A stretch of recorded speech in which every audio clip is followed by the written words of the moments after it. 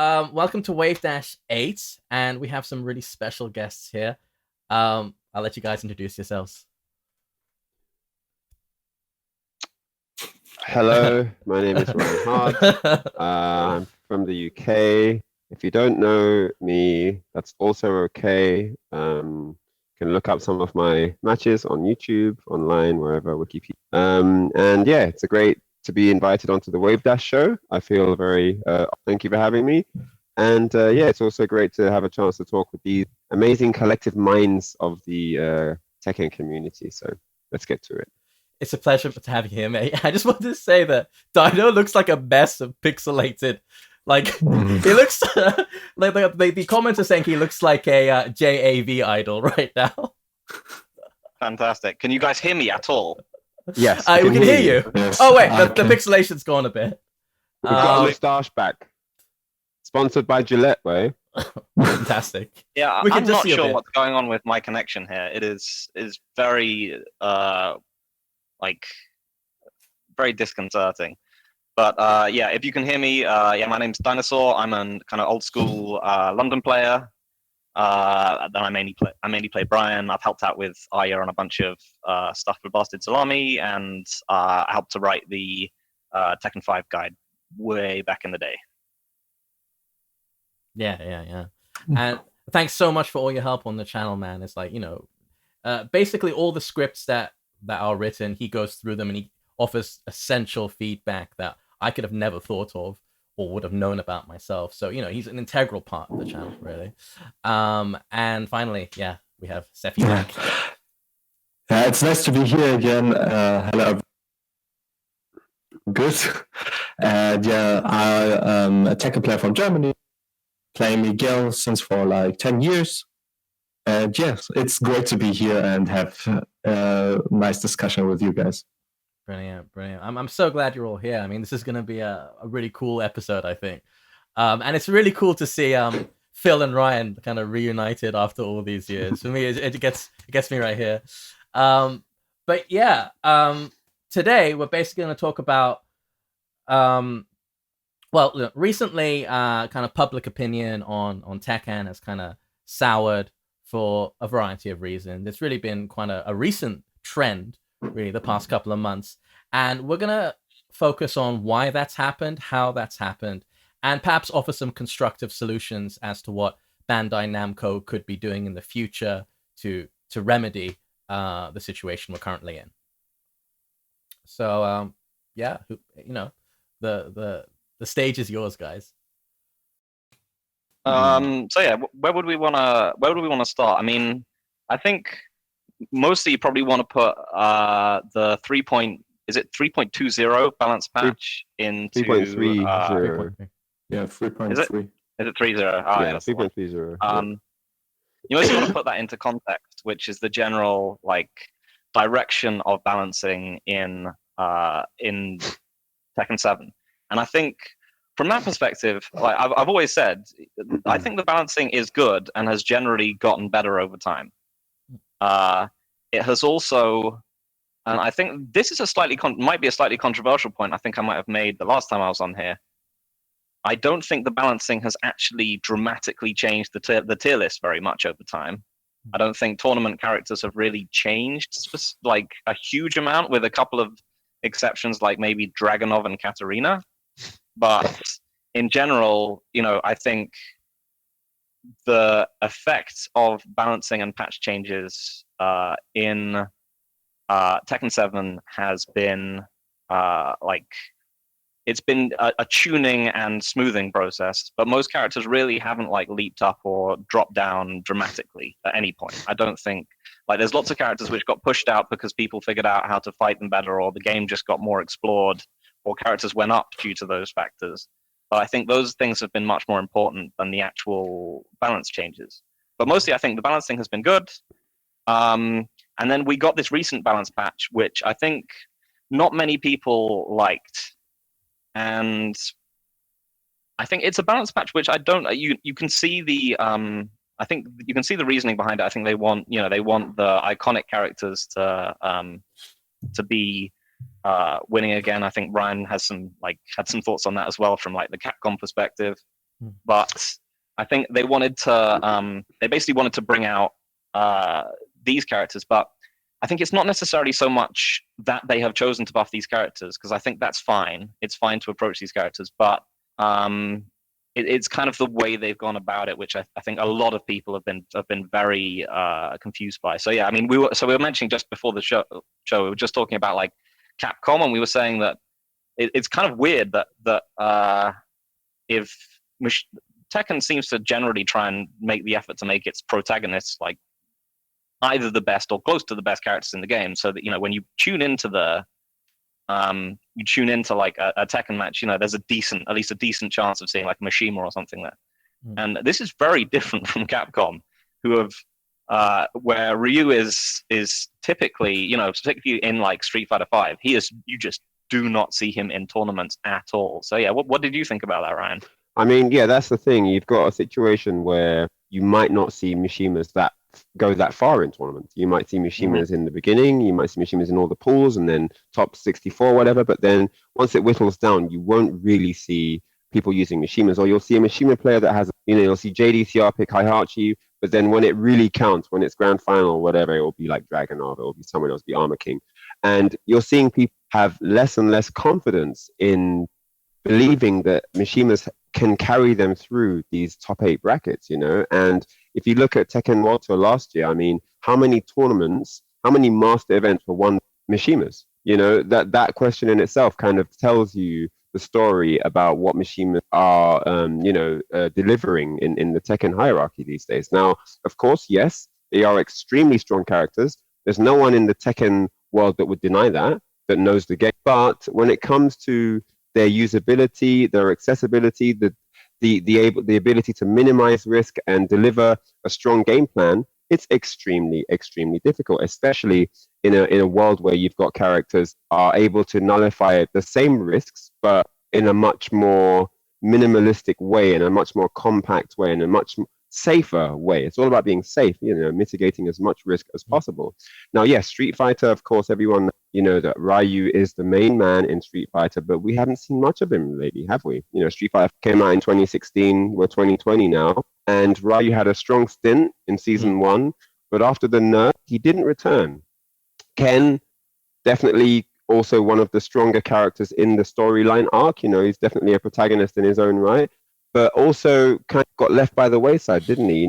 He had his also season 1. He had a great season 1, an amazing season 1. But after that, not much after that, And it's possible that, Bandai Namco are looking into having their main guys come back, maybe because in Tekken 8, they want to increase the storyline around these characters. That could also be an angle. So they want to have them more prominent. They want to have them on the front lines of actual active gameplay. That could also be a thing that they're looking into. But yeah, the community are right to question why these changes happened. Not necessarily that there was a balance match, because obviously with the appearance of Far Cry Run, that was a prime opportunity for them to introduce some changes. But once we get him, then who do you buff? Who do you nerf? Why? And so on. And I think the answer to that will stem from what you want as a product. And I think that's something that's not really clear. What do they want as a product? Do they want a product that's solely for hardcore users? That is something that really, really attracts players that want to go pro, that wants to have the Tekken World Tour become even more active with more participants each and every year. Maybe they can use that to get more corporate backing so that the budgets can be bigger for everyone. There's angles there. Do they just want more users in the database? Do they want to have a larger demographic taking part? So they want to make it more accessible, make more characters appealing that are, visually more interesting or whatever. So there's angles there, but you can't do everything. And I think that's something that needs to be clarified, because you can't have a game that's super, super easy to play, but then inside of being easy to, because what happens is people get told, oh, it's easy to play. Just jump in. You can get into it straight away. And then they jump in, and then they get absolutely mauled by whatever guy who's become mighty ruler rank, who's been playing for much longer. And then all of a sudden they're like, this game isn't accessible. I can't do anything. The tutorial doesn't work. The training mode is too complicated. No one's teaching me what to do. I don't understand these frame data. Like, it all of a sudden has a super high skill ceiling. And it's like, I don't know if you guys ever played Beatmania, but Beatmania was the first example of this. It's a music game by Konami, one of the first. And the first, I think, 3 or 4 stages were really easy. You could do them with, and then it had this massive jump where like you had to play for like months to do the next track, you know, the very next one. And Tekken can be a bit like that in certain areas where you just feel that suddenly you can't do anything, and everyone around you is, you know, doing all these things, and you're seeing all these professional matches on the streams, but you can't get involved in that. So there's definitely, you know, there's definitely something that needs to be done there, so that one, it can appeal a little more to newer players that want to get heavily into Tekken, but also it has to respect that not everyone wants to be a pro player as well. Yeah, I just wanted to like also say, like, with the Ryu thing, one of the things I love is the fact that they also like farm Ryu out to tons of different guest games. Oh yeah, true. Rubbish in all of them as well. Yeah, like I just love the idea of like the Capcom bosses just being like, all right, Ryu, like, get out there. Here's some pocket money. Here's some pocket money in a knapsack. Capcom guys again. I can only throw a fireball. Just like, yeah, get out there. You'll be fine. They put Ryu out there with some pocket money and a knapsack and send him on his way. Make Daddy proud. Yeah. Yeah. He just comes back getting banged up from these other games every time. But speaking of farmed Capcom IP, Akuma is probably the most prominent 2D character of all time. He's in everything, and he is like S tier in every game. Like even like Puzzle Fighter, like he's like banging heads up. Pocket Fighter, like I mean, he's in Marvel vs. Capcom. He's in Street Fighter. Obviously, he's in Tekken now. I mean, I've seen him in so many different games. CVS2. He's in like 10, 12 different games. It's crazy. And he's sick in all of them. All the alpha games. Like, yeah, it's just mad. I have a question. Strong farming IP characters. Akuma's in there, man. So Ryu is often, you know, described as an honest character. Is honest code for rubbish? I think a lot of these terms that people use generally need to be defined a little bit more, because there's also some differences in the way people mean things. If I say someone's cheap, that might be different to you saying someone's cheap. We might have different ideas of what cheap actually means. So honest, what are we talking about here? What do you mean by honest? Doesn't have an unblockable that takes all jab, doesn't take 200 damage. Like, what do you mean by honest? Yeah, generally I see honest, like, that's, people use that kind of in the similar way that they often use like fundamental, and generally, like, to me it means boring. Like, basic. If someone says a character is fundamentals based, they're basically they mean that character's boring. So yeah, so honest generally means that no one in the spoken world of Tekken or whatever respective game believes that there's a cheap element about the character. That's all that honest means. There's no area where you think that this is overpowered, that takes too much damage, this pressure is too overbearing. It's just an honest character where everything is seen as fair, and that's generally what the term means when people say, "Oh, it's an honest character," you know. And yeah, fundamental is also a good analogy. It's basically that it's fundamental is more about respect, though. This is a respected character because it's a character that takes. You need good fundamentals. How many times have you heard that? You need good fundamentals to make this character excel. And it's often believed that there are many characters that don't require solid fundamentals to make effective. You know, I mean, I don't know. I think Tekken 6 Lars would be a good example of a character where people didn't believe you needed good fundamentals to make, you know, and that's just how the cookie crumbles on some of the cards. Then, if that's what we mean by honest, then how can we define cheap? Cheap is tough. Okay, I think cheap would be me getting a launch, finishing the combo, and then as you try and tech roll, I do a mid launch that hits you out of your tech roll, and you can't, aka a tech catch. That is cheap. Like one player. If you're trying to tech roll, you're just trying to S out and do your business, and you're getting relaunched. What? You just got murked for like half your life, and you're getting relaunched. That's cheap. I think we can all agree that there's no reason why that should be going on. That's not fair game. If you've just got caught in a combo and you're just like happily ready to tech roll, you're watching all the hits, you're watching yourself bounce off midair, and you're ready to tech roll. When you tech roll, you should be free to go about your daily life. Yeah. milk your cows, churn out some butter. Like, you should be ready to start doing your thing. Now you're in a next combo. What? A combo should be earned. A combo should be earned through psychological reads. That's what fighting games have fundamentally always been about. So getting launched for doing what the game told you is the best defensive tool to use when you're on the floor is unfair. And unfair is another word for cheap. So I would break down cheap to be a factor that's similar to that. Would you also call cheap, or would you say cheap is the same as broken? Nah. If a move is broken, but Nah, broken because also cheap, means it there can breaks be a the cheap system element about a usually. character, but a character can have a cheap element but not be broken. Yeah. Like broken is broken is Armor King's infinite mount on Tekken Tag. That's broken. Because if I do that, if I get it on you once, the round is over. Like, you're not even gonna get to do anything. So you're effectively not gonna get to play the round. And also, it's something that you can clearly see shouldn't be in the game. Yeah, I think broken is things that have no counterplay. Like, and those are things which don't really exist in modern fighting games, like Akuma's air fireball in Super Turbo or things like this. Like, that is impossible to play against. You cannot win with like pretty much any character against that. It's just you're just gonna die. So I think broken is kind of overused. I think there's lots of. I agree. I think there's lots of It's cheap. really overused. Broken and cheap are really overused. Think about that. Yeah, I mean, I think Basically, there's a lot of cheap. people sometimes when people play a character or they find themselves in a new matchup that they're unfamiliar, they arrive at kind of uncharted territory in their matchup knowledge. It's like, wow, I didn't understand that this tool could be used this way, and they basically want to express that this makes them feel uncomfortable. I don't like this. How do I deal with this? I don't know what to do here. I need a solution. Help me with answer. And sometimes people verbalize that by using words like "that's broken," "that's cheap." They often don't always mean that like this character needs to actually go from the game. It's just there's an area of the game that they don't understand, and they want to know how to get around that. Eventually, people just want the knowledge.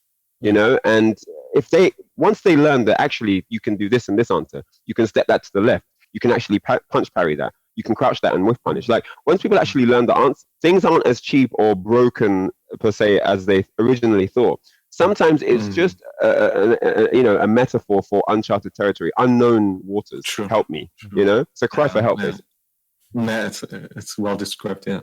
There's a lot of cheap things in Tekken 7. It's a very but also, you know, cheap things can be fun to do. Like, they can be, you know, they can Listen to this guy. You... Cheap things can be fun. Listen to this like, Torn Jaffa. Yes, exactly. When the other person tech rolls, and then you do Torn Jaffa, and then you win, and then you feel happy. But like, yeah, but a lot of the time, like, the cheap stuff is the stuff that defines a character, and it can make a game fun to play, because a lot of the time you can look at what characters have, and they can feel like they're unbeatable options, right? But then when you get past that, it's very satisfying to have done that. It's very satisfying to have, like, you can sort of then stand outside what used to be like this area that you were in, where you just felt like you couldn't do anything, and then you can look at it and you can understand it in a wider context. You can be like, oh yeah, I know how to fight against this character. Like Feng, for example, when he first pops up, you know, Feng can feel extremely difficult to fight against because he's got tons of defensive options. Zhao Yu, but if you know how to fight against these characters, then they become much, much, much easier to play against. And like, so it can seem super cheap. AOP, you know, she goes into a full crouch status and goes under tons and tons of other mids in one frame. And you just, if you look at that as you're starting, you know, as you're an intermediate player, that feels incredibly unfair, because you can just, you just feel like, you're just going to feel like every time I want to pressure this character, she can go under everything. So you just like, all right, I'm just going to pressure her with lows because I know she's going to do AOP. And then she does something negative, and then she just hop kicks you, Rago. And you just, I think you just be like, this is unfair. But like, once you can step outside this kind of play, you can like, it's very satisfying to overcome cheapness as well as using it yourself. I think one of the major deterring factors in stuff like that is that you lose so much health. Like in that one exchange where she does AOP and goes under and gets the launch, you're probably losing a third, getting taken to the wall. Then there's Oki, and if you lose that, you might lose the round. And it's just all of that for just trying to engage. I think it's quite harsh. For example, if you guess wrong and Brian does the punch parry and you get like the Mac breaker and get sent to the back of the screen, okay, great, you got parried, you didn't get comboed, you've got distancing now, so you got your space back. You were punished for a wrong read, but it wasn't detrimental to the entire, like, this also introduces angles for you to learn from. It's like, oh, that can happen. Okay, I'm going to go in and engage differently. But if the entire round ends, you don't really get a chance to like rectify, like, yeah, like it's important that you're learning. It's not cool if you're just dying every time. It needs to be like, games need to allow you to engage in that same circle of psychology. When the round starts again, it's a new frame of psychology. I'm starting the round different now. I'm doing a different thing. If I've got a 2D character, I've got meter now, so I'm thinking differently. Sometimes I think developers need to think about how the psychology continues in a set. How does the reads, like all this stuff that he's been, because not everyone's playing first to 5, not everyone's playing first to 10. You can't end the round. We don't have that long. It's best of 3 in TWT. So there needs to be lots of room for like flexibility in terms of the shift in momentum. There needs to be room for that. And I feel like the more games are developed and the more versions and the more iterations that are released, it seems to be getting more and more like harsh and just like, oh my God, crazy damage. And now it's kind of like celebrated if you can kill them with one hit. I was like, oh, look, he did a TOD in tournament. Like, that's like a cool thing. Now, don't get me, I love breaking the rules as much as the next man. I've played every Grand Theft Auto, haven't completed a single mission. I'm just doing my own. So I just like, that's how it is. But I think that on Tekken, it's so much fun that I feel like the fun could be dished out in more lenient ways. The game's already fun. You don't need to like make it broken to enjoy. And I think that a lot of because that kind of fun is too one-sided. There needs to be a way that you share the fun. And obviously losing is not good. Like no one enjoys losing no matter how much you enjoy it. But there's definitely ways you can increase the growing factor by making it slightly more lenient in the way that you're punished from counter hit. Especially when you've got characters like Dino's example, like Feng Wei, like Ling, where the defensive tools are sky high. They've got bare things they can use as evasive tools, as counters, as parries, and to get counter hits, and so on. Characters that have a lot of counter hit tools and evasive maneuvers to evade what you're doing, you can't be punished severely for doing just what your character does. It's too severe. And I think that in some cases, there could be a slight toning down of how these defensive tools take damage. That's just to be a general idea with Tekken 7 now in the balancing. A lot of people criticized Season 3 when it came out of power creep. Combos are consistently getting stronger, wall carries getting longer, and the game is increasingly feeling one player, which of course to a new player, it's not fun at all. So would you recommend that's a step that Tekken should take, is to increase health or lower damage or lower wall carry? The difficulty in changing things about Tekken is, so for example, me answering your question now, that's just what I want. But what about what Dino wants? What about what Sephiblack wants? What about what all the people in the chat want? How are wishes going to be appeased here? Like, I think that it's difficult to do this because someone's going to get left out. I might want a certain buff that someone else would hate to have. And this is why it's such a difficult juggling act, because you've got a demographic of thousands of people that all love the game. But if we all want different things, even in people having the same request, there's a completely different line of wish, like nerf Leroy. But when you look at the nerf Leroy wishes, some people are basically nerfing Leroy so that he's, instead of being S+ tier, they nerfed him to A+ tier. But then others went from S+ tier to just bottom of the pile, like unplayable. Yeah. So when we talk about like, let's buff a character or let's nerf a character or let's add these changes or let's do this to training mode, it's quite hard to come to a unanimous, it's quite hard to be unified inside of that, because at the end of the day, we do have different ideas of what makes a game fun. We do have a different idea of what Tekken needs and doesn't need. And I think one of the big challenges is finding that that unified voice where we're kind of all agreeing that yes, this is where it could go to be in its ultimate form. Yeah, I would just mention one thing. Like, me and Ryan are actually two of the people outside of Korea who have experience of what damage altered Tekken is like, because back in the day, we used to play Tekken 5 DR in Casino. And we actually got them to increase the health by, was it 15%, I think? Yep. But yeah, and it's worth noting that like this also has unintended consequences. Like people are just like, well, that would make the game fairer. It would mean that you wouldn't. It would mean that you wouldn't die after one combo, and or you would have more combos to kill. It would make matches flow a little more. It wouldn't necessarily just do this. It would. Because what it does is it tends to actually shift the structure of the tier list. And it shifts it towards people who can basically do large amounts of damage in a single hit. And what this would actually, like, if you kept all the other things the same and just increased the health bars, the obvious thing that it would do is that it would put huge benefits on playing Gigas and Akuma, because Gigas and Akuma would be getting way more bar per round, because their bar is based on damage taken, damage dealt, blocks, and so on. The longer they're alive, the more damage is dealt out, the more bar they would get. Also, the differential, like the difference between like high damage and like the difference between a 90% combo and a 100% combo is not actually all that much. But the differences between like you having to take 3 combos to kill someone and 2 combos to kill someone is a lot, right? So what it would do is it would change the fact that some characters, like maybe Xiaoyu, like I'm trying to think who has the lowest damage in this game, and she doesn't have great damage, but like some characters would now be killing you in 3 combos.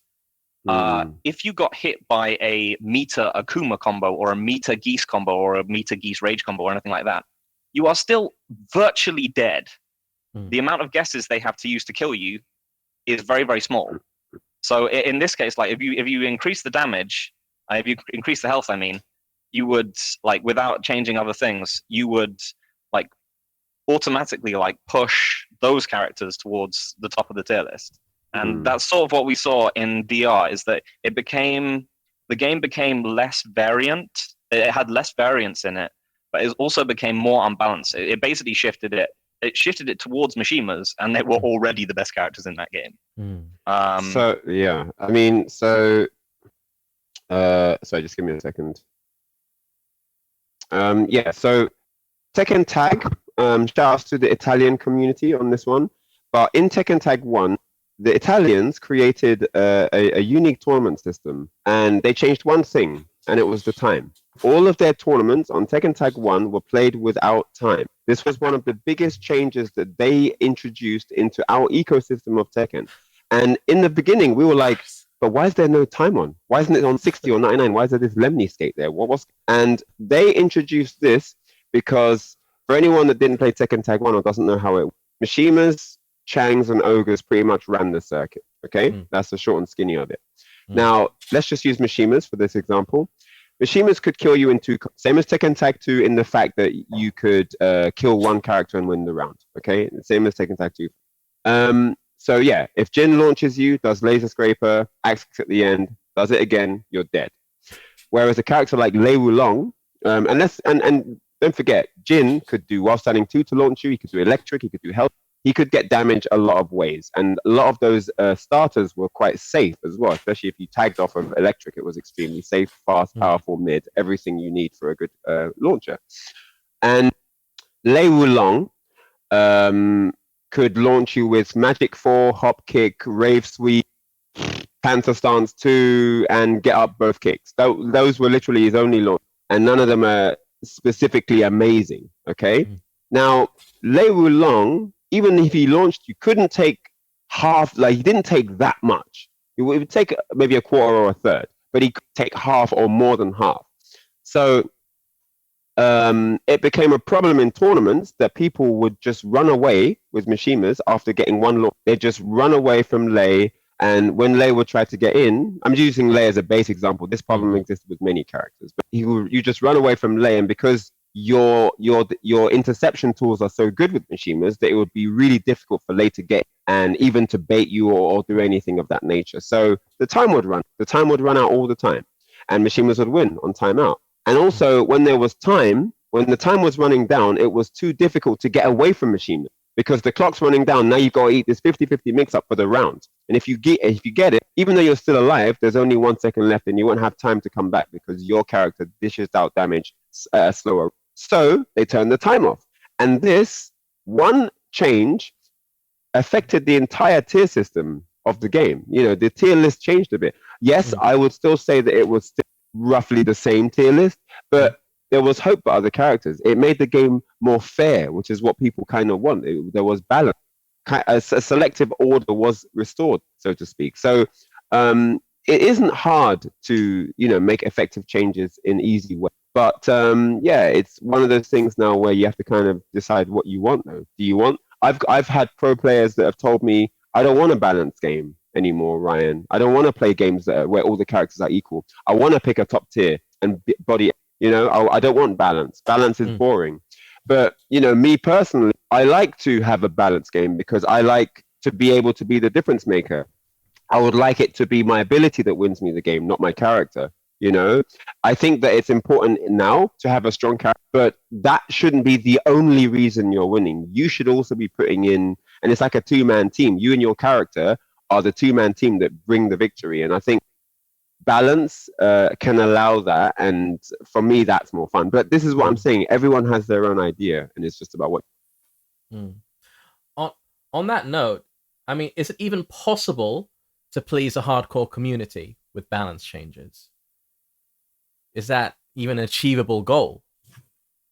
Not necessarily. I mean, no, in one way, because obviously, even a hardcore community is going to be absolutely chock full of bitches, just little whining bitches who just are going to. Who are just going to complain about everything that they personally struggle with, So everyone is always going to have something that they hate, that they think is super cheap, that they can't get around, and they just want it gone. They just don't want to see it. There's literally an almost infinite list of things that people are just going to be hugely salty with, and everyone is going to be like. The question, I think, more of the question is about So there's a lot of things to think about with regards to the stuff like balancing, which is that a balanced game is not one in which every character has a completely equal. I don't think it's a game where every character has a completely equal chance to win, or at least from a tournament setting. This isn't true because a lot of in tournament settings and in first to 2, first to 3 settings, a lot of what actually matters more than how good your character is increasingly how easy they are. Tekken has generally, I would say, probably until DR. I mean, since DR, and probably even in mostly in DR, tournaments got won by characters that were not the best, but the characters that were almost the best, but were also, or close to the best, or top tierish, but were also pretty easy to play. DR, most tournaments got won by Ganryu or Marduk or Julia, or even though everyone agreed that Mishimas were the best, they didn't win a whole lot. DR. This happened in Korea, or which region? Pretty much any region, I think. Maybe not Korea. Korea, I know, had a lot of Mishimas, but they also played. Again, they were playing on the 15% increased life version that we were playing on. Mishimas were even more powerful in that version. Okay. And characters like Chang's were much weaker because they simply couldn't do lots of damage in one hit. So, but Evo, like I know Ryan obviously won tournaments. He won Evo with Kazuya, but he was literally the only guy. The big 5-on-5 Japan tournament, Japan versus Korea tournament, it kind of ended up getting won by Anna. That was the big difference maker. And all through Bloodline Rebellion, Tekken Tag 2, 6.0 even, and Tekken 7, it's mostly because this is the thing in a game which is balanced, or a game where there is a variety, ease of use will generally beat out ease of use, then has to be taken into account. I think for Ryan, a lot of people agreed that Yun in Third Strike was a better character than Chun-Li. But because Chun-Li had such a simple game plan to enforce, she had so much more of a tournament presence, because you were never gonna, you didn't have to have complex Genei-Jin setups or anything like that. You just you could bring your game down to a very, very simple mind game based thing of low forward, fierce punch, car grab, and then it's definitely a great analogy. It fits perfectly. Mishimas are, of course, extremely difficult to learn, and that's one of the deterrents for people getting into them. I mean, if you talk about 1,000 players, probably 5% of them use Mishimas to a really, let's say 20% of that 100% player base use Mishimas, and only 5% are really strong with them. And this is the thing, you won't see much tournament representation because that 5% will get beaten up by the really good players that are using all the other characters that are slightly more accessible in terms of, how to use them. So Mishimas, the model for them kind of shoots itself in the foot, because although they're really strong, to actually maximize what they can do means that you have to sacrifice what could be a potentially easier journey to get the same effect with a different character, So you kind of have to really just love Mishimas. I love the hell out. I can't wait to do some else. That's just me. So I think there has to be some natural passion to bring Mishima, gameplay to its peak. You can't just pick them up because they're strong. I think you actually have to like Mishimas for who they are, for what they represent in the storyline, arc. I think there has to be some genuine passion around Mishimas to fortify them, to get that top grade harvest. I really do. I haven't met a Mishima player that produced results that wasn't on Mishimas. I love Devil, So yeah, there's a lot of passion that you need to bring to the table with those characters. Plus, you need to be technically sound. Plus, you need to be very patient. Wavedash doesn't come overnight, Plus, there's a lot of losses you need to have. Mishimas always have where characters' basic command list gives you headaches. They're not even that good. They can just press buttons and make it difficult. I mean, Magic 4 has been a demon from Dave. Still is, And that's just 4. It's not even, you're not even using the stick or pad. It's just pressing 4. Standing there, hovering over a button, and you're having issues. Man's playing whack-a-mole with the house, and you're getting murked. So yeah, it's just that's the thing. Mishimas are.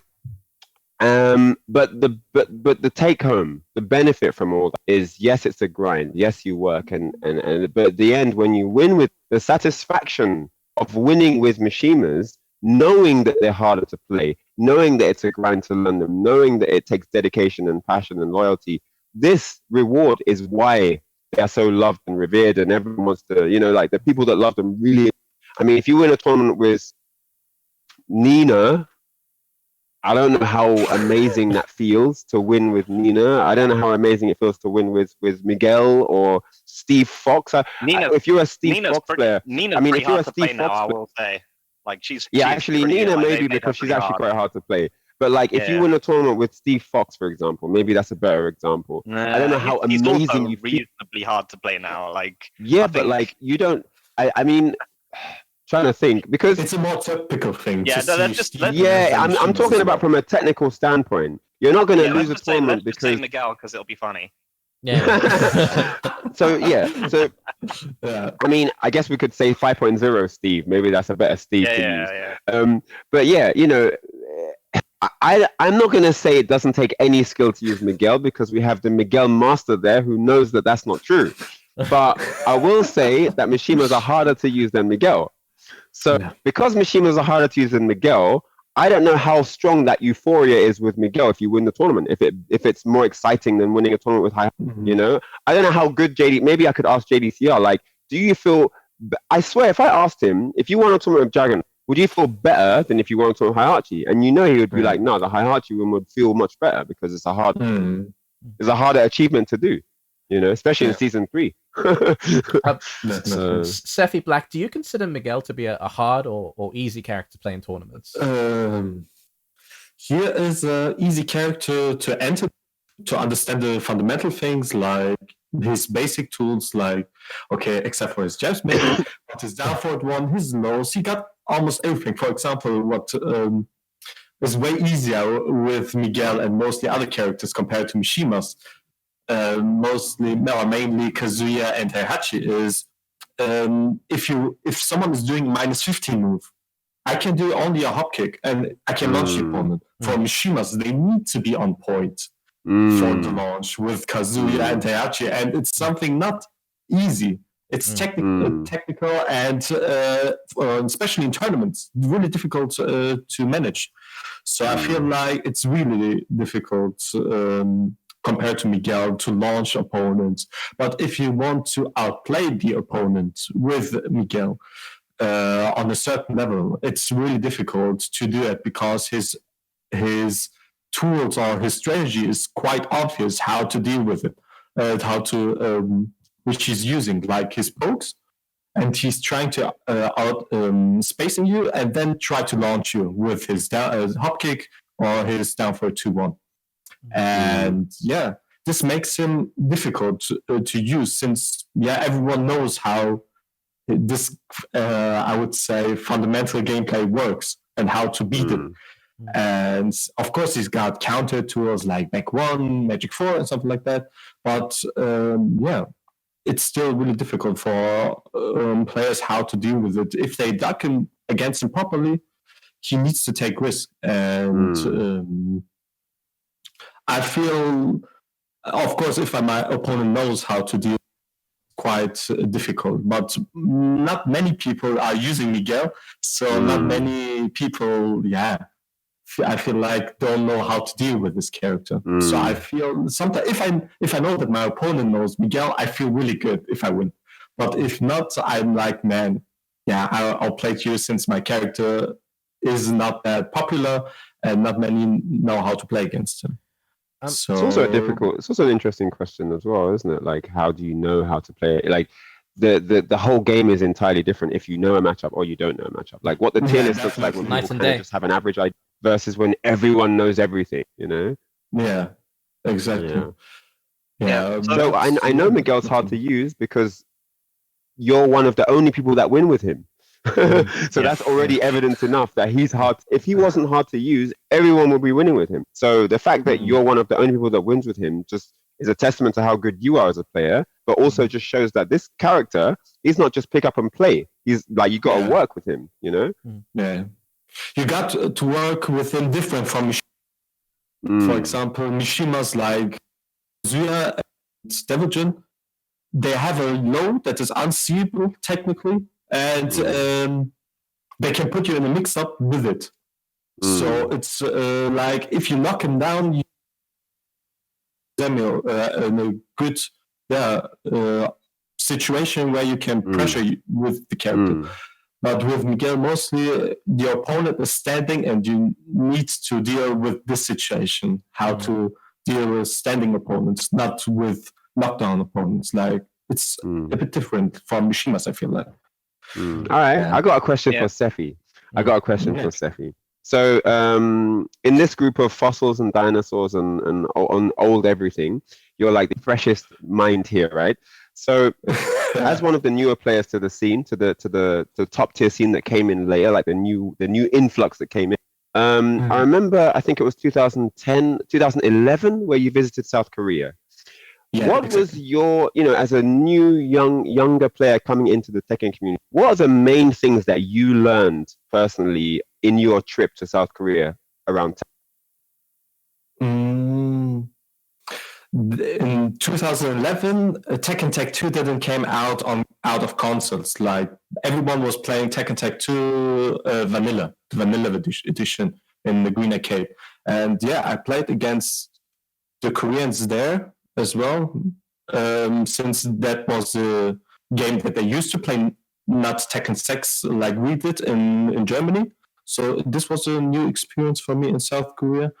But yeah, I saw a lot of Mishimas. Mishimas were really popular in Korea. Nina was really popular. Lars and Leo. These four characters, I would say 4 characters were really popular in South Korea. Like everyone played this game to do great combos, and in this combination with these 4 characters, you could do crazy combos. The damage was really good with them, and yeah, since the movement was really strong, and it was really threatening to play against these type of characters. Like Tekken Tag 2 basically was, if you are launching an opponent, it was like 70% of your life bar is gone. So it was really scary to play against the Koreans there. And yeah, their execution was really good back then. And yeah, Koreans are also known for their good execution compared to other countries, I would say. So they took this advantage to use Mishimas quite good. Yeah, a common thing that I've heard often is about the difference in movement, the East and the West. There's a lot of linear gameplay, sort of playing a like 2D perspective in the West, forward and backward, baiting with punishing. But then there's more walking and stepping in Southeast Asia. And that's also something that changes the spectrum of the hierarchy as well. Like if you're not walking and stepping, Mishimas are ridiculous, right? And that's just one of the things. I think back to that Mishima thing, though, I think it's always been a thing where, yes, unanimously people will agree that Mishimas are the best, but then it's like they don't win. But then there's always this conversation about them being the best, ... when it's a long set. If it's a long set, if it's a death match, if it's if it's this thing that's ongoing, then the fruit of Mishima labor comes out. But if it's just a best of 3, they can get robbed, and they might not even do anything, and it's just that's the difference there. But then, does it matter if you're the best in a long set if all the things that matter, if the Tekken World Tours, if the Evos, if the Tekken World Tour Finals, if all that's going to be best of 3, best of 5, is it worth looking at what happens in a long set? I mean, if long sets never happen, then what are we talking about? Yeah. So I think a lot of when people say like long set and short set character, like there are long set and short set characters, I do think it is something which is true to an extent, but there are definitely characters where like Brian is a good deathmatch character. Mishima's a good deathmatch characters. They're not fun to take into a tournament. Like they're very stressful. But a lot of this is a lot of this can also just be like narrowed down to hard and easy, because, and I think that sort of it just sort of speaks to the Miguel thing as well, because one of the ways I think about fighting games and the way we play them is that you only have like so much mental energy. Like each person has like just their own limited amount of it, and when you're playing with a character like a Mishima, like a Brian, like or probably like a Nina nowadays, like when you're playing a very difficult character, you have to devote quite a lot to this character. And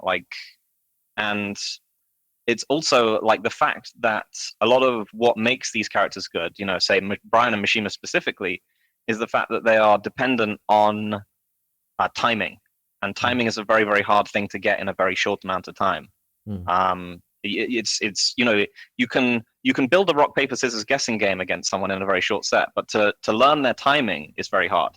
So this is I think why Mishimas are hard to play, why Brian is hard to play. Apart from but they also have a lot of execution. You have to be keeping lots of things in the air.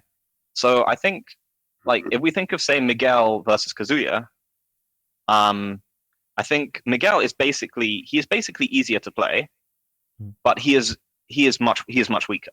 Like he is a weaker character. He has advantages. The up close poking. He's better at back 1, magic 4. He has these things, but he is not as strong.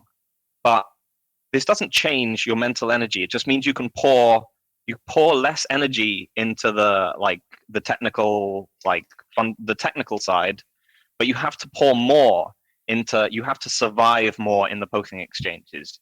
So you can pour all your like mental energy into the other areas. It's still very, very tiring. You still have to spend everything to beat someone who is as good as you. But but the Kazuya player has to pour more of their mental energy into execution, and they have less to spend on the fundamentals. But what they're rewarded for, how they're rewarded, is that their character is better. Like the Kazuya, he can launch most of Miguel's lows if he blocks them. Is that he's more explosive if he gets a knockdown. He does more juggle damage. He has a better wall game. He has a slightly better rage drive. But yeah, so he gets rewarded for lots of things. So you have this balance. You can say he's easy, but he's only like, oh, he's not that good, or he's hard and he is very good. And I think, what the problem I've said this with Arya a lot, is a lot of the time, especially, sort of since Tekken 6, the problem is that you have, it's not like this. The problem is that you have characters which are easy and also very good. Like, this is what you do not want. You do not want, and I think this is where balance, like, really matters. This is how people should think about it more. It's not whether, all the characters are as good as each other or whatever. It's like, does this character take much less effort to win to get exactly the same reward? Or should you be rewarded for putting in more work? Because people who haven't played Mishimas seriously will often like downplay how hard they are to play. They'll just be like, oh, it's just 50-50s. Anyone can do electric, blah, blah, blah. It is genuinely really hard to play Mishimas. Like, no, we can all I think we can all play them to some extent. Sephi, Ryan's okay. He can play. he can play Kazuya a bit. But no, they are they're genuinely hard. They're really hard. Like they're different. Really they're just a different kind of playing. But often they don't get rewarded as much, and so or they get rewarded as much, but it's not enough to balance out the fact that the other characters are just easier than them. So to go back to to circle all the way back, there's the patch where they changed Mishima Electric and changed Hellsweep and down back 4. Yeah. Down back 4. Yeah. I mean, I don't. The thing is with changes is then you kind of get into this little area where you'll start playing and then you'll win, or someone will win, and it's like, oh, you're only winning because you're now your ability and time invested is being disregarded, and your wins are just boiled down to the publisher's decisions, the developer's decisions, and I think that's unfair. I mean, Leroy is a perfect example of that. No matter what they do to Leroy now, there will always be people that just hate, because their first impression of the character was this overpowered, overbearing, unfair character. So even though as a fresh piece of Bandai Namco IP, he looks amazing. He fits the bill. He's a unique style of martial art that wasn't in the game, super relevant. He just has this this black cloud over him now, and that I don't really see no pun intended there, but I just don't see how that's gonna disappear, because even after these nerfs, people are still like, I hate Leroy, and it's just like, you hadn't even played a Leroy since. You've never played a Leroy, and you don't use Leroy, but you just hate him for just just for giggles. He's still pretty obnoxious, I gotta say. Yeah, I know. But yeah, so with Kazuya, I feel that we're getting a bit of that. Like I was saying yesterday, Kazuya memes out there about Hellsweep, and it's just like, if you're already picking a character that's hard to use, you kind of want to be respected when you actually win, and you don't need the publisher, you don't need these dev changes to kind of help you out in a sense. Obviously, yes, it is annoying when your Hellsweep gets sidesteps and you get punished, but that's also part of why he's hard to use. If you make all the if you polyfill all the holes where it takes skill to win, then what are we doing? Yeah, that's because that was something that I was thinking about as well. Is that that's what makes. So I mean, I've basically been making the case for Mishimas. Like, we all kind of or characters like that to be good. I think they should be good. I think they are. It's fine for them to be pretty much, if not the best characters in the game, they should be amongst the best characters in the game. I want to see them in tournaments. They are fun to watch in tournaments, and like I know that like it's a very, very hard thing to do, and I would like to see that. I don't like these changes. I don't think they're good, in part because it reduces a skill interplay between the two people that used to be there. Because, like you mentioned, like if you don't sidestep against Mishimas, they're a completely different character, and many people are really bad at using sidestep against Mishimas. If I'm playing Kazuya or something, or I see someone playing Kazuya, and they're up against someone, and I see that that person knows how to use lateral movement against Mishimas. They understand how it works with the distance and the Wavedash, and I see people sidestepping Hellsweep instead of blocking it. I know that that person is good. Like, that person has learned a genuine skill in this game. And making things like the electric hardest to punish and the Hellsweep homing, like, it sort of removes that skill barrier. So you can see someone using their movement skillfully against a Mishima. Like, they can't really show that way much anymore, because it's much more just about guessing. I think it makes Kazuya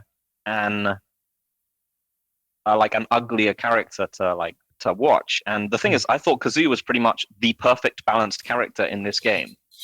I think before this patch, I would have said he is the perfectly balanced character. You get into him you get out what you put in. Yeah. He has risk, but he has damage. He's as literally as deep as you want. I don't like these changes because they make the counterplay to him even uglier. It's going to be about, you just mash him out before he can do Hellsweep or Electric and in that way, I still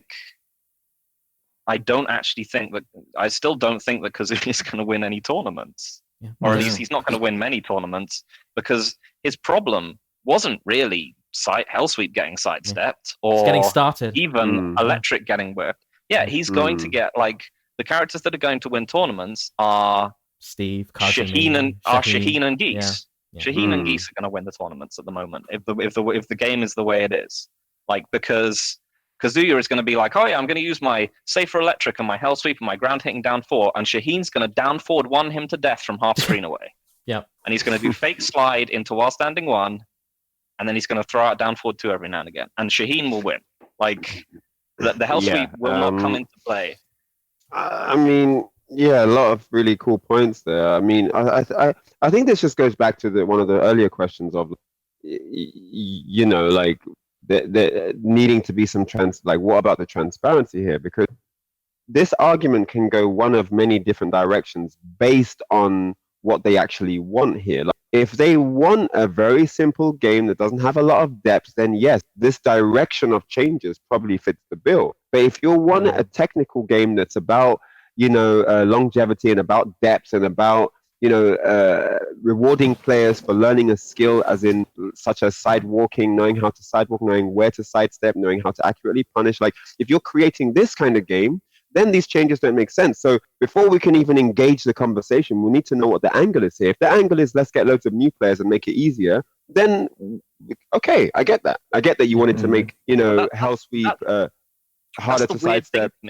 That's the weird thing to me is that I think the aim is important. Most people don't sidestep Hellsweep. I know you guys do, but like many, like, even good players, just, like, genuinely, like, high level players will just watch Mishima's Wavedash at them. They'll just be like, I think JDCR mentioned something about this as well. He said that in America, like, people just don't sidestep against Mishimas at all. They just like, so all it's done is it's kind of hacked out a skill set, and this isn't going to help bad people. Bad people weren't losing with Mishimas because their sweep was getting sidestepped. They were losing because they just tried, because Kazuya is just a really hard character to play, and they were winning because they were just 50-50ing people to death.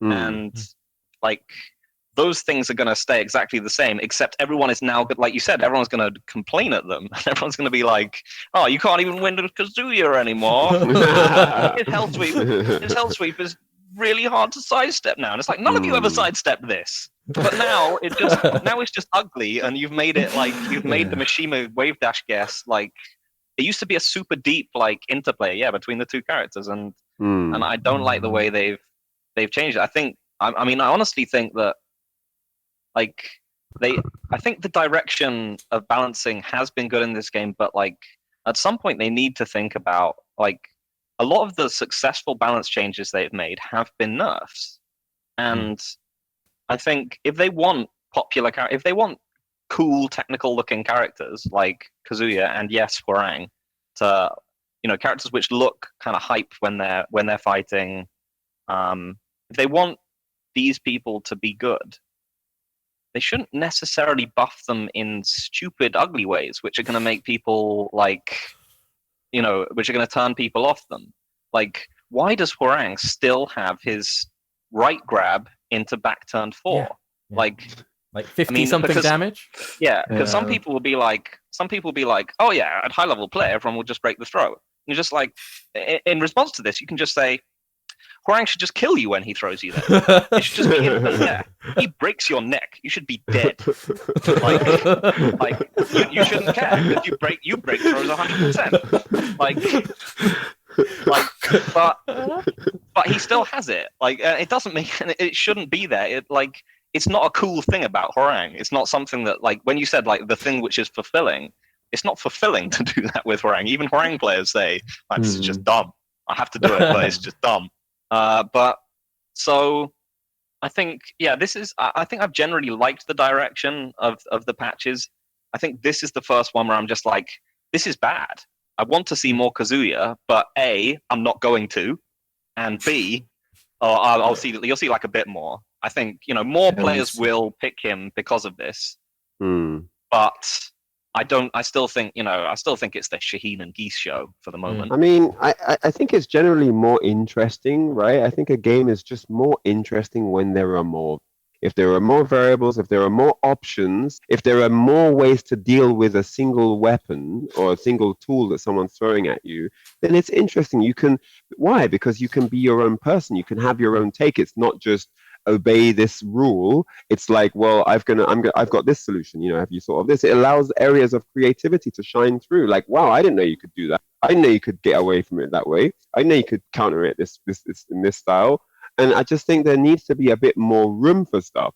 It's like we're trying to cram 18,460 moves into one little shoebox, and we're only giving you one way to deal with all. And it's just like, well, what's the point in there being all these different moves if actually we're just blocking everything? We're not stepping anymore. We're not moving. We're not making it whiff. We're just actually blocking down for every one of your 59 lows. And we're just holding back we're pressing one button to escape every throw in the game. And we're, like what?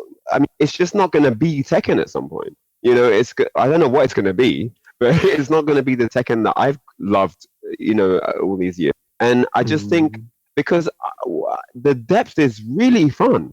The depth is super fun. The fact that you can do different things. This is so cool. The fact that I can step it, or I can sidewalk it, or I can counter here on as it comes in. I can do a move that goes over. When they introduced the crush system, how sick was that? That you could now do a high to go over a low and get a launch. That you could, they were going deeper. It seems they're going backwards now. You've gone into this really deep crush system. I mean, there was a day where low jab would lose to a high jab. There used to be Tekkens like that. People don't know that today. People don't know that on Tekken Tag, I could do 1-1 with Jin and beat your down clean because there was no crush system. But then Tekken 5 came out and I could do down back 3 under your 1-1 with Kazuya or whatever. There was a unique formula there to make the game deeper. Now you're going back on that. You're regressing and you're introducing things to make it even more simple now. I understand maybe they feel that the demographics different. Maybe the people that work on the game are different now as well. So the ideas, the creative direction, which is cool. But I just really feel that Tekken thrives in an element where there's flexibility and there's variety available to all characters and casts. And they're trying out many different things in every Tekken. Especially, you can see it in Akuma. Like, he's guarding a move which you can't block. Like, or you can, like the guard crush move, like where he's charging attacks. And if you're on the wall, it gives wall split. So the other solution like attacking or sidestepping are the solutions for beating this option. So I think if they want to try out things like that, there's many criticism for these things. But it depends on like if it's breaking the system in a big way or not is important to getting asked. Like, is it okay to have things like that? Is it like cheap or not good? Like, I can imagine like in the time where the 1-1 beats down 1, many people were like, why does this happen? Or why do they like, and were not, I can imagine many people were not happy with that. So this is not but people getting used to that as well. So I think people need time as well to understand the mechanism and the flaws of these attacks or strategies to utilize them better. Yeah, I mean, I just used the 1-1 example, but we're talking about electric. Electric is high. So in a game where you want to avoid the sensible thing to use should be something that evades a high, which should be a low. But you do a down 1 and get electric. It does feel kind of unfair. Now, let's just look at this. Getting electric out of get up 3. Oh, I mean, exactly. Like, why? That's the one. Yeah, exactly. That's a great example as well. But so let's look at this change. Yeah, and I just want to introduce one dynamic example to show you how the longevity of the depth is affected. Okay, you tell me, Ryan Hart, you are not allowed to sidestep Hellsweep anymore. I'm going to play you with Kazuya, and every time you think I'm going to do Hellsweep, you're forced to either intercept with a jab or with a counter hit move, down 4-2, whatever, delayed hop, or you have to block low. The problem with when you start doing that is you introduce controlling factors. It becomes kind of a dictatorship on how to play the game. A game that is my freedom to use, it has to be utilized in a certain way. Now, the problem there is move creates the flexibility to be your own person, okay? If I think you might do a low and I know I can sidewalk, I can start doing that sidewalk. You might not do Hellsweep, you might do down back 4, you might do another type of blow, you might do a generic down 4, but I get to do a very important thing, which is the observation of that. I might do something, I might do a step and you might do a low that has quicker recovery, but then the great ability there is that I get to see what you do after your generic down 4 hits or whiffs. Do you back up? Do you go for another hit to try and double up and get a counter hit? Do you pressure me with movement? What do you do after that? So allowing me to be more evasive allows you to then do more things, but then the psychology grows because I get to see what you do. It becomes an observation tool when you can move around. If all it is block punish, there's no depth anymore. You're not learning how they think. You just know they wanted to do a low there, but what would they have done after that? What would they have done? And these things are important. Allowing move to kind of thrive in a defensive scenario is really key to building blocks in how you grow on the game, understanding how their mind. Even if I block and punish you, I have no idea like what you might try the next time or what you would do in a different scenario with that option available. So just in terms of fortifying people's minds, fortifying the strength of a player, but you need to allow openings where people can express themselves. And just pinning you down to block punish is too limiting.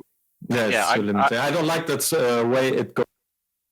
It would be way better like in other previous Tekkens, you had the opportunity to sidestep to observe what the opponent is doing. They are thinking like, it gets more accessibility with this strategy, and this is the wrong way it goes.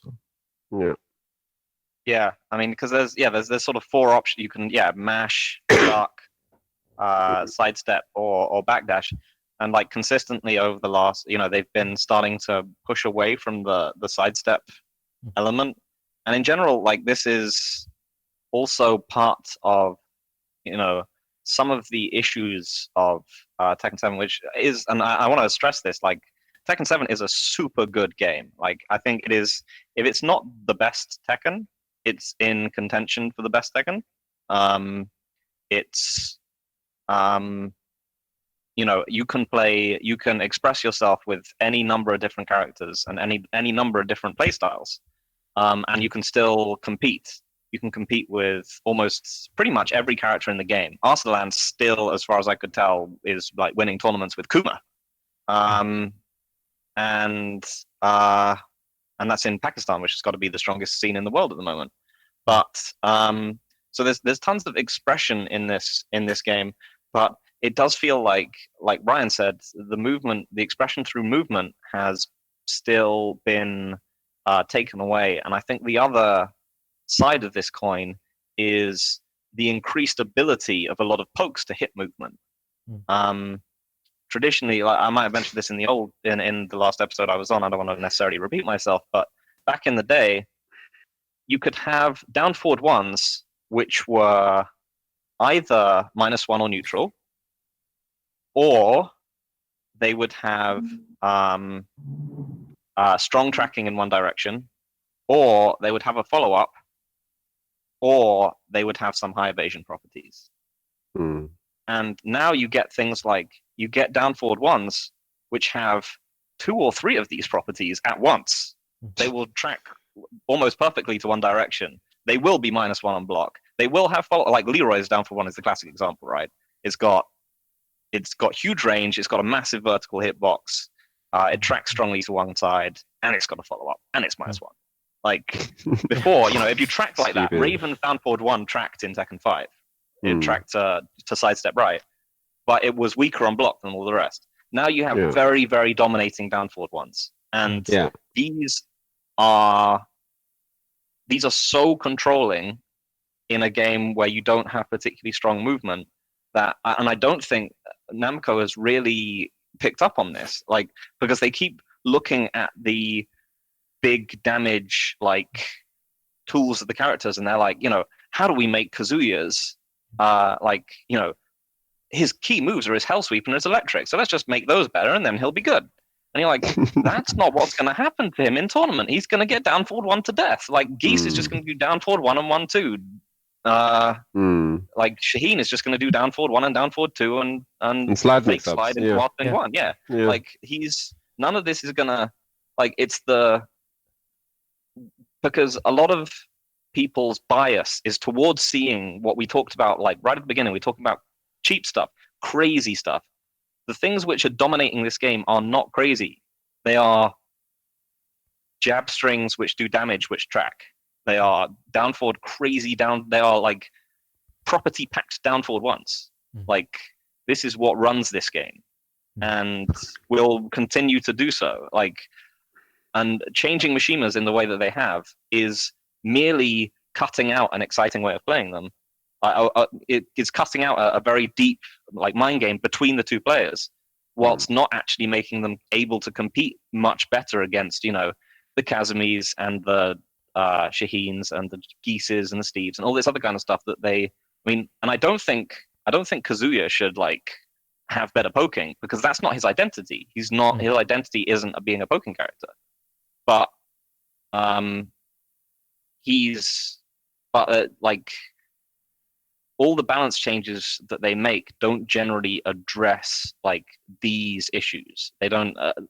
They seem like they're not actually looking at what is winning. You said Kazumi. Boy, that Evo Grand Final, boy, Kazumi was looking like Charlotte Flair the way knee got chopped up, boy. I just saw bare chops. Like every round, he just got 1,000,000 chops. Like, it was mad.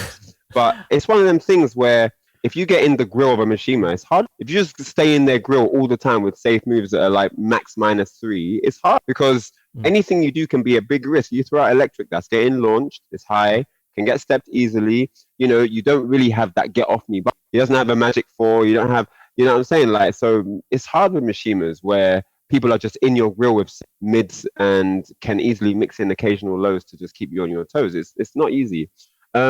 Allowing me to then introduce a move that's -26 on block, that's low, that's got slow startup, that's not going to relieve any of that pressure. Like, you're not helping me where I need help. I need help when man's in my face doing 1,000,000 down forward ones and they can't punish him. I need something for that. So my issue with what they're doing with some of the balance patch changes is that I'm not sure they understand the core values of the character and the core issues that the character, when they're on defense, when they're on the back foot, trying to come into the game. And I just feel like if they want the game to appeal to super hardcore pro players, they need to bring a team of pro players on board and work with them when they're changing the game. Work with them.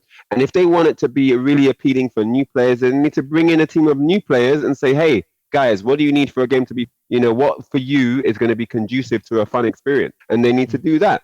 But it needs to be clear, though. You can't just do a bit of this, little bit of that, and then hope it all comes together at the end. Everyone is moaning. The new players are not happy because they don't get what they want. The experts are not happy. The intermediate players are like, well, what are you doing now? It just needs to kind of do the job of being clear and kind of saying, yeah, the direction, or the developers need to have a super strong creative vision and say, hey, this is what we want our product to be. This is what it is, and not always be like trying to because at the end of the day, you can't listen to everyone. We already identified that even between the four of us, it'd be hard to make a game because we all want different things. So how do you make, just like, what I'm saying? I mean, it's quite disappointing in a sense of what the scene in general looks like. I think the death of arcades is a big issue there as well, like especially in Japan and Korea. But there used to be literally like hundreds of like top world-class Mishima players. Hundreds. I would go to Japan and I'd go to like Joybox or even way before, like I used to go to Play.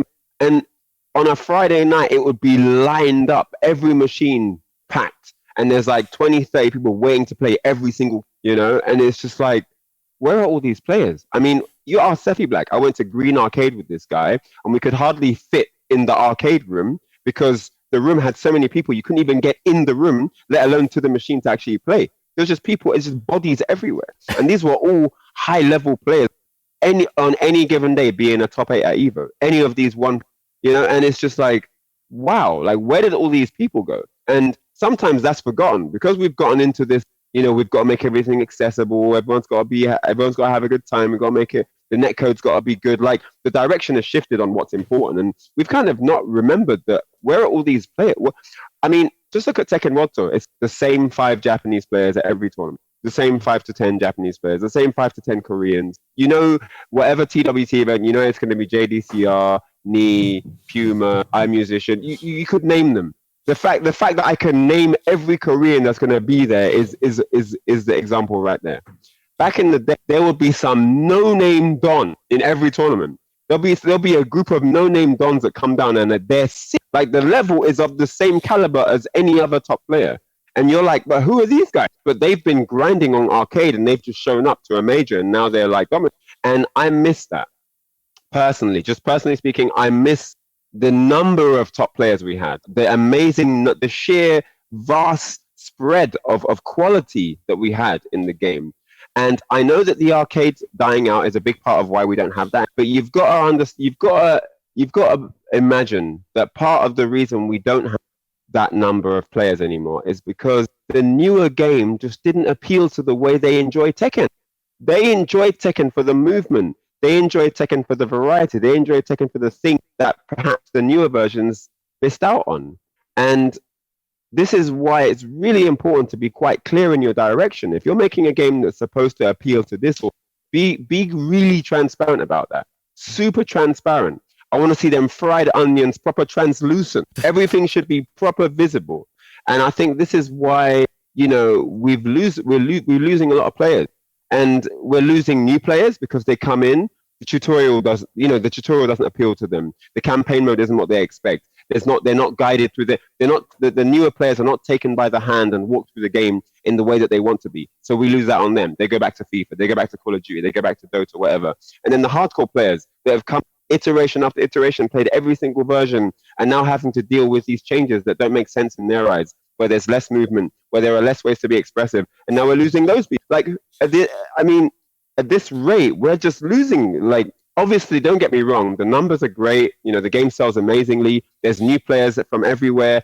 The tournaments are looking amazing in terms of variety and people getting involved. But just because there are some frontline head bullet points that look amazing, we can still improve on the whole picture. The entire ecosystem of the Tekken world can still improve, and I think it's important to look at what we're doing to improve the game as a community for those people as well. Yeah, I mean, I think this game has a lot. It does have a lot of benefits, and I want to stress like it is it is a good game, like because it the sheer balance of it does allow everyone to pick their character and compete, which wasn't necessarily true back in those days. Like people would get run over by the top tiers like much more readily than you do in this game. Like, but I do think that things like I think there needs to be an emphasis, not necessarily like on fun or compete, not necessarily on like competing or the Tekken World Tour or who wins tournaments, because I think I've seen that people saying well, let's just see if these the idea is that like if Mishimas don't win tournaments, then these buffs were fine, kind of thing. But like I said, I don't think they will win tournaments, or at least many, and I don't think these buffs are fine. There are many things in the game which are not going to win tournaments. Hwoarang's 2-grab is not going to win tournaments. Heihachi's tracking on forward 2 is not going to win tournaments. But then the problem is, like, I think what people should think of more carefully was something that you mentioned. It's fun. Like, are things fun? Like, and a lot of the time, depth is actually, depth is fun, but it's depth that can guide you into it. Because, Kazuya's Wavedash mix-up, it could feel very, very, very intimidating to people. But if you taught people how to sidestep against it, they could neutralize it quite well. See tools to neutralize sidestep, like you said. So this is, something you can, and this is a very fun thing for like both players to learn. And I think games which are, I think poor balance is not necessarily a case of, having some of the characters who are perceived to be much better than others. It's a matter of, at the top level, is this game fun to watch? Is it fun to play? I think Chun-li is exactly she's the big example of this. She completely murdered Third Strike because she was awful. She was awful to watch. She was awful to play. She was just dire. It was just 3 things over and over and over again, and like it wasn't just the fact that she was dominant. It was the fact that she was horribly boring. Characters like Mishimas versus Ogres, for example, in Tekken Tag 2, but it's a very unbalanced game by modern standards. Absolutely hugely unbalanced. But those Tekken Tag 1, you mean? Yeah, Tekken Tag 1. Yeah. But those characters and that matchup is very, very deep. There's a lot to it in terms of Ogre Arkizame, and Mishima Wavedash, and they're very expressive characters to play against one another. It's a very deep match. But Tekken 6, we saw things like bob mirrors, and these were insanely ugly to watch. And it wasn't difficult to play that character at all, because you just did chop or jab, and the matchup became a mix up between down 1 and jab, and then whiff punishing things. So I think the question, when people look at it, they shouldn't necessarily just be going like, oh, this character is low on the list, put them up. This character we like this character, put them up. They should be thinking, what are really the fun ways to play this character? We need to bring out the fun ways to play them. Like, bring out the opportunities for self-expression. Don't take them away either on the defensive or the offensive end. Like, make sure that when people look at stuff, it isn't just someone getting run over by jabs and down forward 1s. Like, there should be, people want to see Lei, they want to see Xiao Yu, they want to see they want to see Mishimas, they want to see Brian, they want to see there's a lot of characters that have jabs and down forward 1s and whiff punishment and so on, and there's self-expression found in them as well. But people want to see and play in a whole variety of different ways, and they just need to think of the ways that open that up, not the ways that just give you one new wall carry thing so that you can put it in a Twitch clip or something. Right. So all of that. So all of that Dinosaur just said, all of that.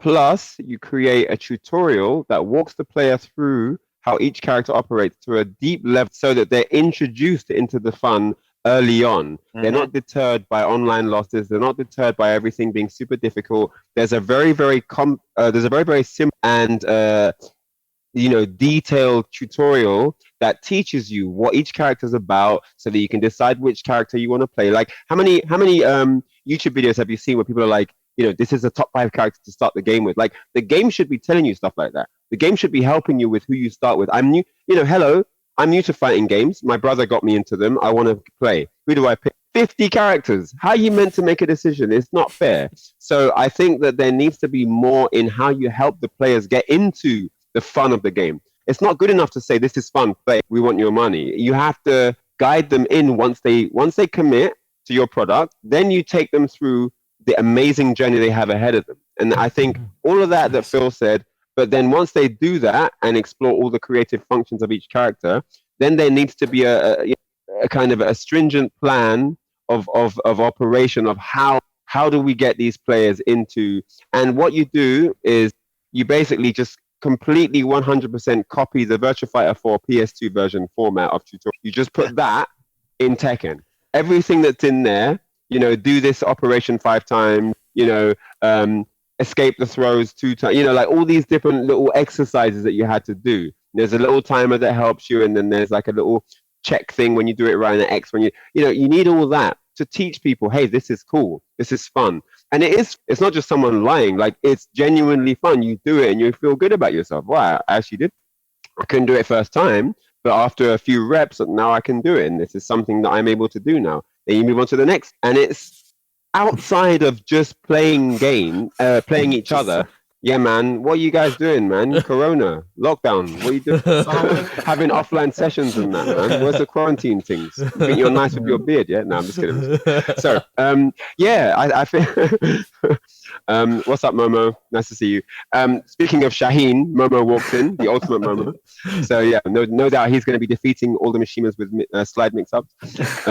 But, yeah, I do think that how the player is walked through the game, because the experts don't need... The experts that have played every Tekken, they don't need that. They need the high-level creative stuff that Phil talked about. But for the newer players, for the intermediate players as well, they need a little bit more of a, this is what you should be looking for, because not everyone's a beginner and not everyone's a pro. There's a middle ground where people are like, well, I know my combos, I know my character, I can do all right online, but I need a bit more. And there needs to be something for those players too, And yeah, I really, really think that how the game walks you through can solve so many problems. It really... Sorry, I've said my bit now. And if you're struggling with Tekken's complexity, tune in to the YouTube channel The Blasted Salami, the top quality tutorial. Hey, I mean, the thing is with the VF4 tutorial, I think it's an excellent starting point. And it's such a shame that it never really caught on. I mean, there have been some fighting games that have made really decent stabs at tutorials. But I feel like VF4 is kind of the boring maths teacher of fighting game tutorials. It's fine. It teaches you everything you need to know, but it's a bit sterile. And I wish there was a bit more flavor to it. I feel like a good tutorial needs to be both informative and engaging. You're lucky you're far away from Ryan. He doesn't want to... I mean, I agree that... Yeah, I don't know, man. I don't know. No, so I think, yes, VF, the tutorial can feel a little bit, like you said, boring maths teacher, a little bit, but it gets you to the meat and potatoes of the game system, which is why you're playing it. And I think that's what a game should do when it has a tutorial mode. I feel like in Tekken, when I go through the tutorial, after I've done all the 10-hit combos, after I've done the command list, after I've done the first 5 combos it teaches you, I feel left alone. I feel like I'm just out in the cold, And, VF had many ways to help you. It taught you the command list, it taught you some combos, but it also had a very intuitive way to kind of get you doing in-game high-level reps that you don't know at high level when you're doing them. You don't know how effective that's actually going to be when you're playing someone that knows what they're doing. But it's not that difficult. The game's quite lenient in the number of reps it tells you. It's very practical what it teaches, so you don't waste time. And it's actually effective on all levels. Because what then happens is you kind of change the whole structure of the community. By this being the lowest level, you make it fun from day one. It's not like I have to get to this level before it's fun. It's like, actually, we're already doing things that are important for any level of the game. And maybe, it can be a bit more exciting. Maybe linking to, I think the game could also, with what we do these days on technology, I think we could also link to top player streams. We could also link to many other unified forms of communication, like interesting ways to just be interactive in the community. And I just think that the VF4 tutorial is very, very deep, which is where I think you feel it's a bit math teachery. It's the way it's presented. It's deep because it's deep because it offers a lot, because it has to cater for so many different audiences. It also has to help the Starscreams and the Cobra commanders that know all their stuff, that still need to, they still want it to be effective for them. It still has to offer high level stuff too. So yes, it is a bit plain in a sense. It's a bit ready sorted, but at the same time, it does get you what you need, and everything else can come from the interaction with other players. Don't get me wrong. I think it's an excellent tutorial, and it's infinitely preferable to something like Tekken Tag Tournaments 2 Fight Lab, which is just condescending garbage. I'm just saying, presentation is important, especially when you're looking to attract new players. At the end of the tutorial, you should be thinking not only, I understand, but, oh shit, this character is awesome, and I really want to play them. It's just about the package, a matter of aesthetics. It could just be. Yeah, I mean, I think one alarming thing. Obviously, I've been playing fighting games for so long, games in general, but obviously specifically fighting games for such a long time. There's, I reached a point where I did feel a little bit disconnected with what the general gaming audience felt towards fighting games. But then, did a bit more reading, started integrating myself once again. And I was genuinely surprised with how many people didn't know that fighting games are actually different. Like, it's not just you pick up a pad and you play and you can do all the best things on day one. It's like, fighting games are hard to play. It's an investment. It's something that brings out results over time. You're not going to just do, and I had no idea that people just weren't aware of that it's really complicated to get into a fighting game, to a certain degree.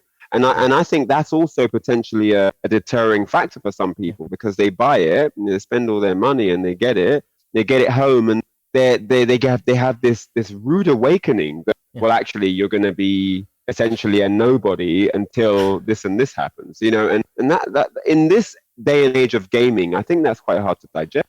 Yeah, so many people. There are so many misunderstandings about fighting games, and it's not people's fault. I mean, a lot of the general understanding with general casual players is that the epitome of skill in Tekken is 10-hit combos.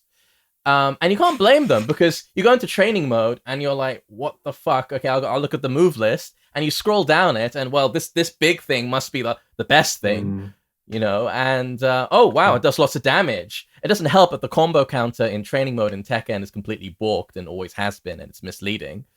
Even players who know how to play Tekken occasionally get confused by what is a natural combo and what isn't. These are little steps that should be taken. I mean, what is guide the new player through a roadmap when they pick up the game? And 10 hits, 10 strings, learn all the 10 strings. Yeah, right? You have to learn all the 10 strings. I'll tell you, on Tekken 2... Oh, so Sephiblack, you go ahead. Please go ahead. Okay. Yeah, I remember when I started Tekken, when I just played casually, we just mashed, and then other friends who also played Tekken asked us, like, can you do the 10-hit combo? Can you do it? And we're like, yeah. And they gave us respect for that, since they thought this is the hardest thing to do in Tekken. So this is misleading information for players who started with Tekken and think, like, if you know these things, you are good in this game. But it's just obviously not for players who played this game way more. Yeah. But yeah, we need a road for how to play Tekken properly.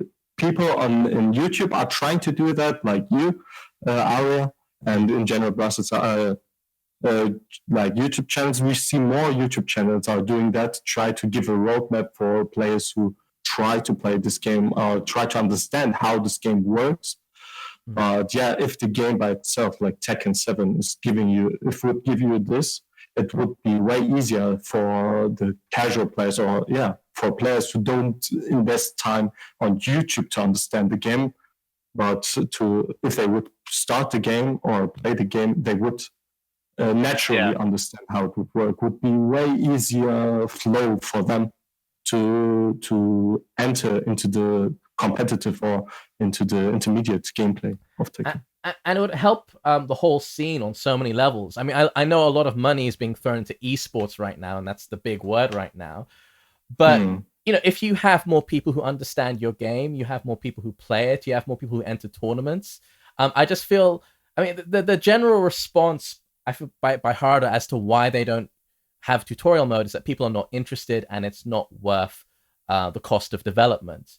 And I just see that as somewhat short-sighted, because it would exponentially increase the growth. Go on. Apparently, the tutorial on VF is one of the biggest spends. The PS2 VF tutorial was a massive spend that they didn't feel. So if that's a benchmark, then might suggest why we never saw that in any other game ever after that. A tutorial that deep. But yes, I do think that a tutorial could help. What happens nowadays is, people find X problem with X character, and then they immediately ask for a patch update.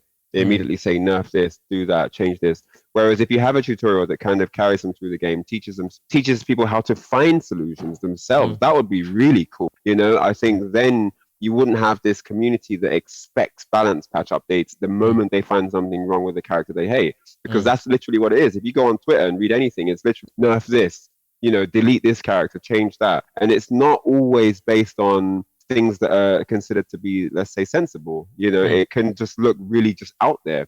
But this is because people feel they have the flexibility to do that now, because that's the common trend, isn't it? It's, look at this cool solution I found on training mode. It's more like, why don't we nerf this? And I think if the game in general directed itself into the realm of finding solutions by yourself, or finding solutions together, or finding solutions in whatever way, I think that could actually help. I mean, how long have we been begging for training mode to have a punish where you can see that it's a punish? And now, guess what? We have a punish. So we're getting there slowly. We're going that direction in some fields, but in other areas we're not. And maybe there needs to be more energy going towards that direction. Yeah, I think one of the reasons why there's been a significant reluctance on the tutorial side of things is that I think I mean, I don't want to be too harsh, but it's because the people who have made Tekken have done an amazing job, far beyond anything. I'm basically just a hobbyist. I just play the game every now and again. I cannot make a fighting game for the life of me. I wouldn't understand the first thing about what to do. They've made an incredible game, but also, I don't think they necessarily understand the competitive development and how that happens. Because what I've got as a sort of undertow in the way that they communicate, when discussing things like frame data and also tutorials, when I've looked at their responses, I think they're worried about Tekken getting solved. This was what I used to hear when they were talking about frame data, because frame data was not a difficult thing to add into the game. Someone hacked it in before they added it in the patch. Someone just made a frame data generator at home, and you could just download it as a mod. Yeah. I think that they seem to think that if you knew all the frame data, you would be the best. You would just learn what all the things. Sorry. That was the impression I got. Yeah. And this is something that's very hard for people to think of, because obviously the game isn't like that. The game is about interactions in timing and space, and and like you said, movement, and the way things get changed. Things get changed dramatically. The only way the game gets built out competitively is through competition and through people learning and building off each other and fighting against each other. And you can't read a list of frame data properties and then know pretty much anything about it. It's a useless map to how not a useless map, but it's not a map to how the game works. It tells you some things. And this is something I think you only understand through a lot of competition, that the binary nature of how this game might be described is not how it works. And similarly, we get there was the infamous comment, just block the Hellsweep kind of thing that came out. This sort of misses how the game works in a way, because the game is not, when I'm playing against Ryan, or Sephi, I'm not psychically trying to guess what Sephi is going to do or Ryan is going to do at any point. I am putting out a series of options to try and force them into a given situation. I'm trying to think of how they are moving, how they are responding to things. I'm not thinking, or very rarely am I thinking, Sephi's going to do a down forward 1 here, or Ryan's going to do down forward 2, or rarely, because if the game worked like that, if the game was all about, the best player is the one who can read the other person's option perfectly, who knows exactly what's coming back at him, Geese and Jin and parry characters would be unbeatable, because everything would just be like, you just do something, and then the best Geese player would just parry it. And they would just, if you did a low, the best Geese player would just low parry it. But it's not. It's about option coverage. Yeah. It's about, Rhythm. how things. Yeah. So I think often Namco is worried, like the balance team, and again, they've done pretty much. They've done a good job of making a game which is more accessible than other Tekkens, yet still very balanced. It's still it's competitive and fun to watch. I think it's still a very good game. I don't think best game out there right now. Yeah, this patch is. I think this patch is the first one where I think you can say this is this patch is actually bad. It's a step back, but it's a step back from a very, very, very high standard. But often I think that their attitude to the way the game develops from a competitive standpoint is sort of based on somewhat simplistic thinking along these lines. That there's a that Tekken is solvable. That Tekken has. That Tekken is solvable, and that it's about singular counters and singular ideas. When it's not really like this. Instead, it's about dominating option coverage, and a lot of that is again why the game comes down to simply, as many games do. Games don't come down to incredible, exciting, crazy stuff people can do. They just come down to powerful neutral options, A lot of characters in fighting games that are really, really strong are not necessarily the ones with the death combos and the unblockable setups and stuff. They're often just the ones which are powerful, just have powerful, dominating, repeatable neutral options. And so yeah, I think when they could and I think that the Namco have always been worried. It's always come through to me. They've been worried that somehow the game will just if they tell people about the game, then people will just be able to hack it, in a competitive sense. And that's just not true. All it's doing is telling people. All a good tutorial would do would allow people to get into what genuinely makes it fun, what makes, the genuine parts of the self-expression, of the deep mind games, the execution, and yeah, all the great things that make it such a good game. And the things that it's had traditionally for the years and years that it's been around. Let's not forget the heritage that has built this franchise. We don't just have Tekken 7 from nothing, from dust. This is somewhere you've got a community that have been building this game for years and years and years. To have the things that the foundations come apart is kind of sad. It's obviously you also have a different lineup of people that work on a product, and I know that shifts things as but yeah, it's essentially an amazing game because it's flexible, because it allows a lot of freedom, because it allows a lot of personal expression. And I think anything that limits that will always be brought up from a balance patch. There will always be unhappy campers whenever you do anything in a balance update that limits those freedom. If you're not letting people express themselves more, if you're pinning people down, then yeah, it will get to a place where everyone's just like, I don't like this now.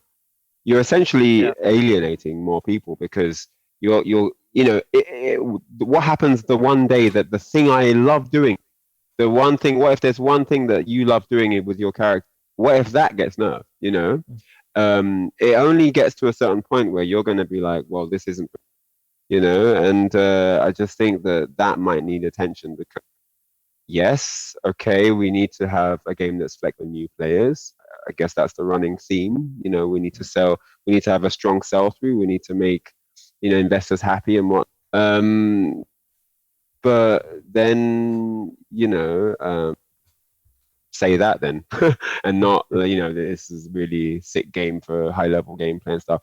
But, it seems to be the tournaments and the driving factors of the game's media are like Tekken World Tour, right? That these high level tournaments at majors and These are what the things that are seen at Twitch.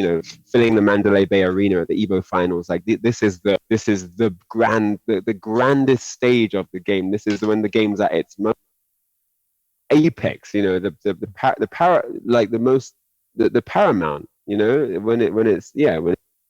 There's no grander spectacle than Evo Grand Finals Tekken. So this essentially, and of course Tekken World Tour Final. That's also that's even bigger actually. But yeah, I just feel like these people, the community, that invest their lives on this.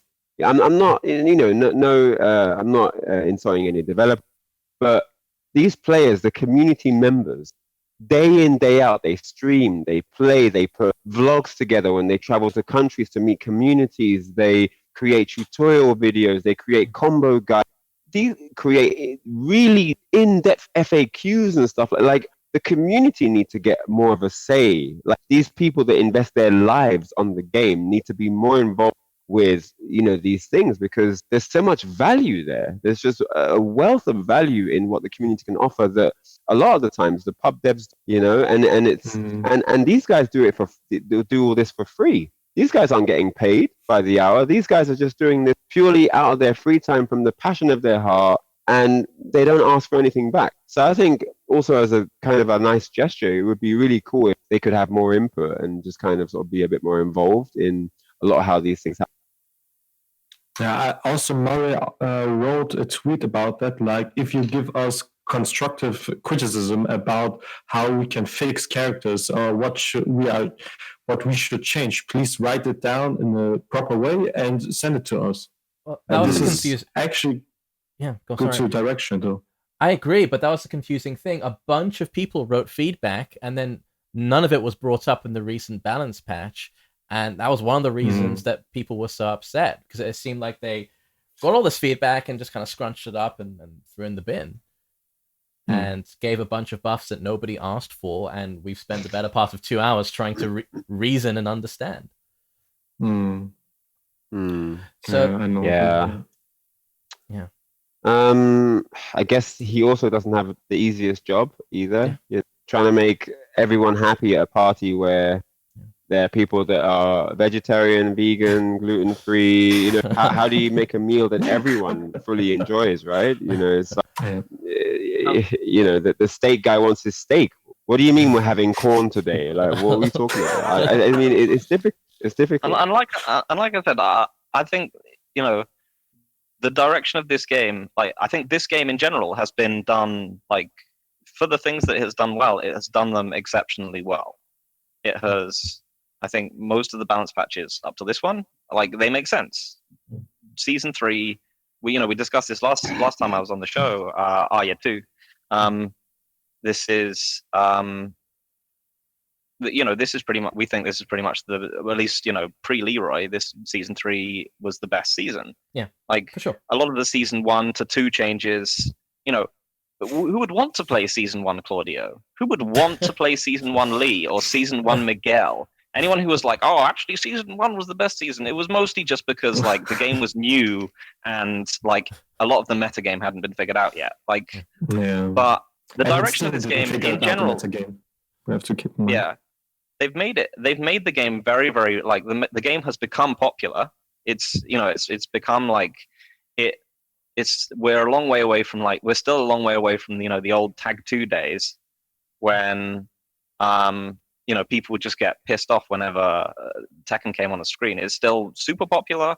It's been it's been big on Steam. It's had it's got a big PC player base.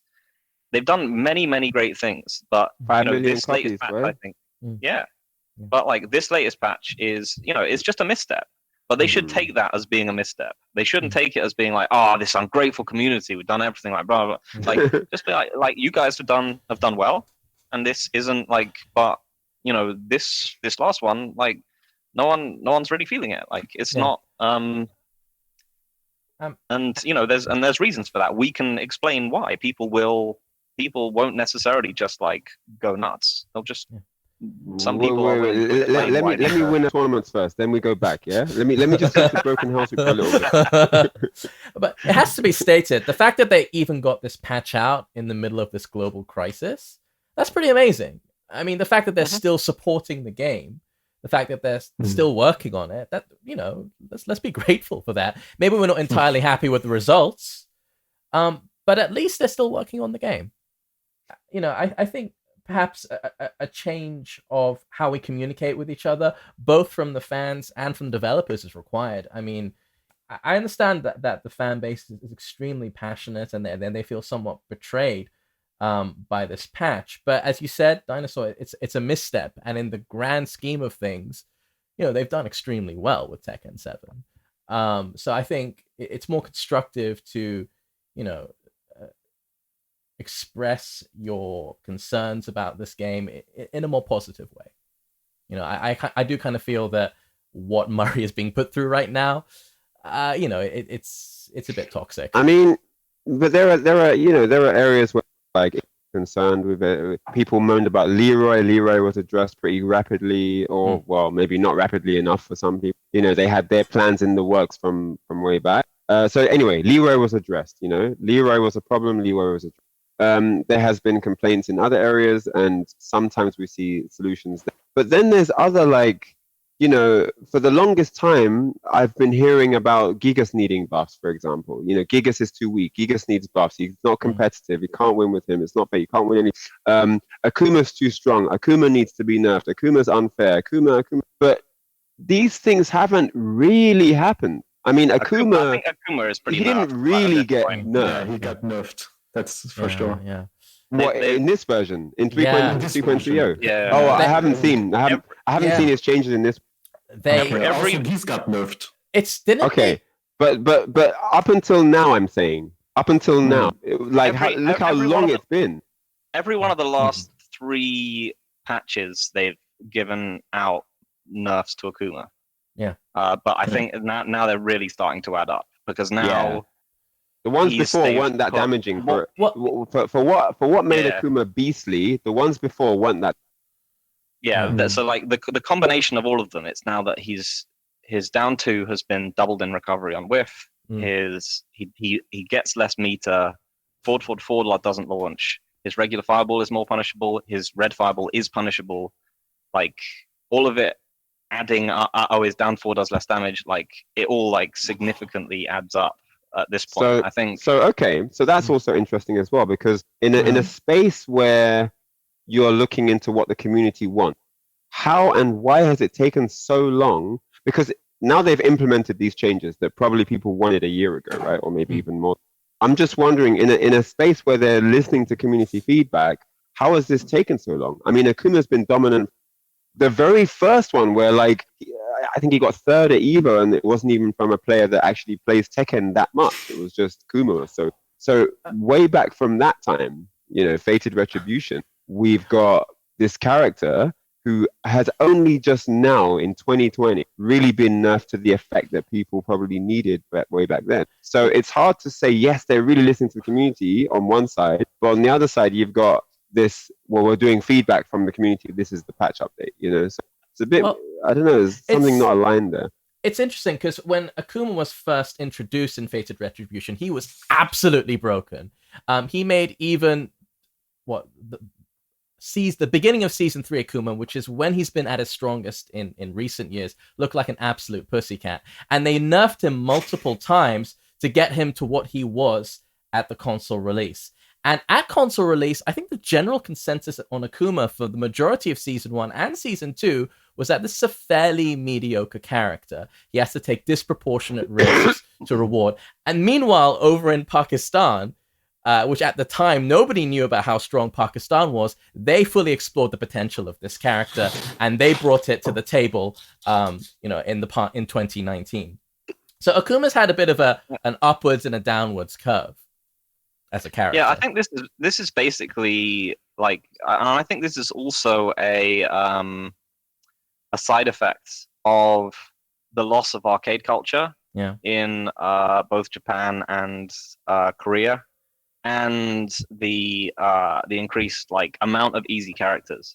because Akuma is still a very hard character to play. He's like not just from an execution standpoint. He's hard. He's genuinely like a tricky, weird character to play, and almost every other character in Tekken 7 that they've, every new character, the hard characters are ones which were already explored a long time ago, like Brian, Mishimas, and so on. Akuma has been the first one, with the possible exception of Eliza, who I think is still quite underexplored and not actually that bad at all. But he was genuinely difficult to play. And so people just tried to play him and they were like, I'm not immediately good with this character. He must be rubbish, and just dropped him, apart from Pakistan. Because I think, a lot of this, everyone sort of got hypnotized into a world in which you get rewards from these characters that you're playing almost immediately. You can almost immediately see why they are good. You can almost immediately you don't have to grind out to get them. It's like the old, nowadays you can just, get any character you want to Tekken God Prime in like a day.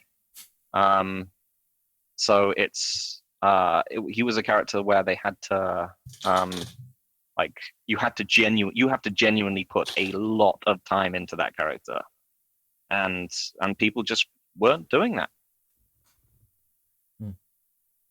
Yeah, and it was exacerbated by the fact that he was a completely new type of character to Tekken, being he was the first quote unquote 2D character. So many people didn't really understand his potential. Even Street Fighter players, even players who were both versed in Tekken and Street Fighter, he's really his own beast.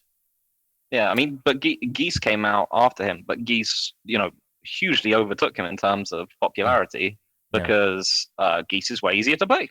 Yeah, just the beginning. Like you can, if you are a relatively skilled like Tekken player, you can pick up and have a pretty decent Geese in like a week, if that.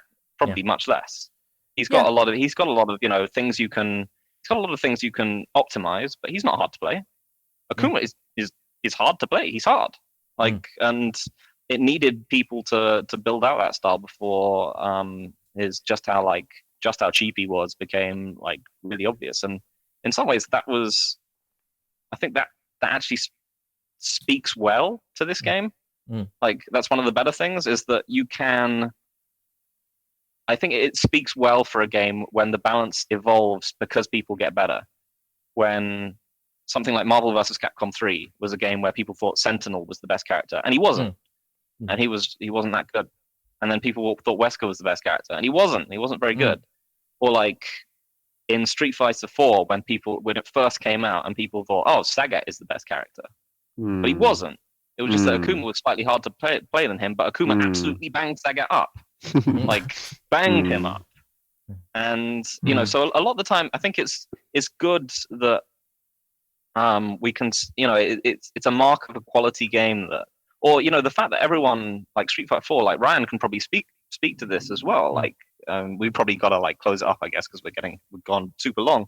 But Street Fighter, the way people played Street Fighter 4 changed over time, because when that game first came out, and it wasn't just due to patches, when that game came out, everyone said, Street Fighter 4, the problem with this game is that it is too defensive. Is that all you can do is you can sit back and you can throw fireballs and people jump in and you do Dragon Focus Attack Ultra and then blah. Like fireball traps are too good. The game's too defensive. It's not like Street Fighter. It's not like Super Turbo, because in Super Turbo it's super aggressive and you knock the other person down, they're instantly dead. And that would be alien to people now, to how Street Fighter 4 evolved, because Street Fighter 4 became a super aggressive, people figured out just how dangerous it was to get knocked down in that game. People figured out all these characters like Rufus and Viper and Yun and Yang and all this other kind of stuff. The game became far more aggressive and mix-up based than people even thought it was, and that to me spoke very well to how the game had grown. It wasn't obvious when you first saw the game how it would evolve. One of the fundamental problems is that people try and define things straight away. When game comes out day one, week one, month, you still don't know anything. People are so quick to try and pigeonhole what a game is straight away. They'll have literally no idea of how a character's played, but they'll look at two moves and be like, oh, it's that kind of character. You don't know yet. And it takes time. What you know now will change as well. what's defined now will evolve over time as well. And yes, with Street Fighter, there were definitely some characters that majored in rushdown being super effective. Like that was the best way to play the character hands. Some characters could do a bit of both. There were some zoning elements, but there were some strong rushdown elements as well. There were some characters that were predominantly zoning, and so you did have quite a vast array of styles in that game with the massive, with the broad. And yes, Tekken, on any fighting game, when a character has visibly dominant tools, if one tool is, oh my god, Tiger Uppercut, 160 damage, wow, like when a character just has really, really dominating areas of gameplay where it's quite obvious that this is a strong tool, then everyone just flocks to saying that character's. They forget about the guy in the corner that has like a string with 1,000,000 jabs that actually takes twice the damage. They forget about that guy. They just look at the one big windy haymaker move that does all the damage, or the massive ultra. They'll be, oh my god, that's overpowered, and it's not a very deep thought process in how characters are defined early. And I think that's something that needs to kind of change. When a game comes out, we're students. As soon as a game comes out, we're not defining anything. We're just students in a classroom trying to learn. That's all there is. We're learning about the game. We're trying to understand. We're trying to develop. And then comes the understanding.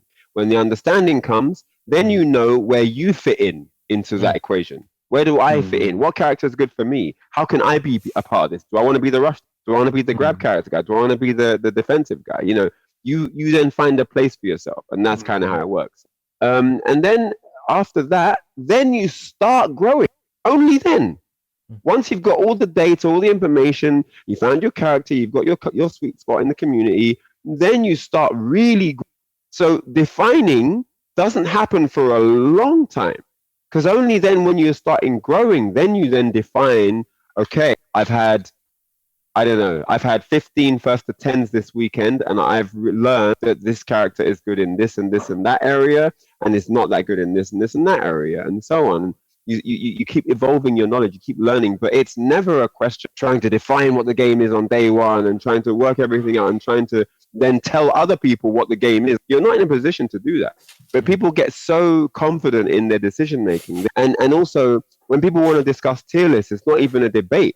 They're not bringing their body of knowledge to the table for dissection. They just want to fill a survey and submit it, and then just, and I just think that's not really productive in growing as a community. We need to be open to like our opinions being wrong, me included. I'm happy if someone says, yeah, what about this? And I'm like, oh yeah, I didn't think of that. Maybe that could work, and this is what it's going to take. It's going to take a bit of tit for tat in terms of being quite open and being quite vulnerable in how you form your opinions and have those opinions challenged.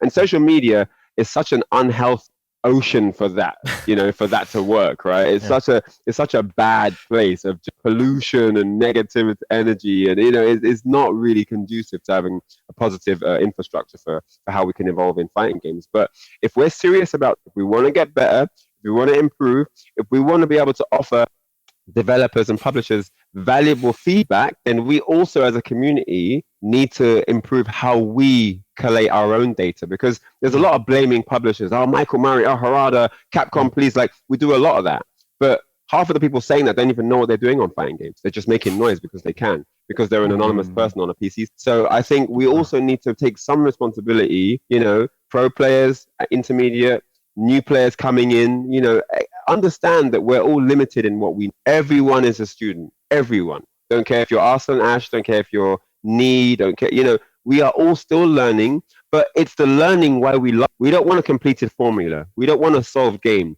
The learning is why it's so, oh my God, I found this today. Those feelings are amazing, So I just feel all round, it's not there's just one group to blame and that's that. I think all round there's some improvements we can all make. And I think we'd enjoy it so much more if we were able to just kind of variate the way we think about it. Yeah. It can just be basically summed down to communication and humility, really. These can't sum it up. But also time is an important factor. Right? Yeah.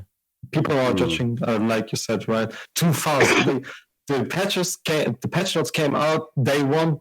Everyone was crying, literally, and you don't have the opportunity to play on turn, of course, right now. So why don't you wait a bit and see what happens.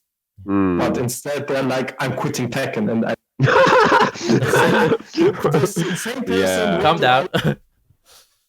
Just chill, pretty just extreme. watch what happened. Don't exaggerate, and just look what happened, and try to improve, try to grow out of these situations. Try to use sidestep at least once. You didn't do that before against Mishimas. Now try to do it at least, or against other characters. Why don't you try to grow as a character, as a player? So I feel like we need time, in maybe in 1 or 2 years. Of course, there will be more patches come out, and this will also change the meta and the game by itself. But we try to adapt and try to understand how we should need to learn from these modes and try to improve. But many people don't try to do that. They try to complain. And we are happy and try to fix that. And if they fix it, they wouldn't even try to adapt from these changes. They would say, okay, it's fine. And we don't play anyway. Or we don't play anyway. But I think it's a little bit of what Arya said. It's about communication. Or the other. It's a little bit about communication, because it's about a guy saying, this is cheap, not this. But then it's about a collective saying, hey, actually, it's not that that's cheap. It's that you just don't know you can do this and this. And once you start doing this, they can do this and that.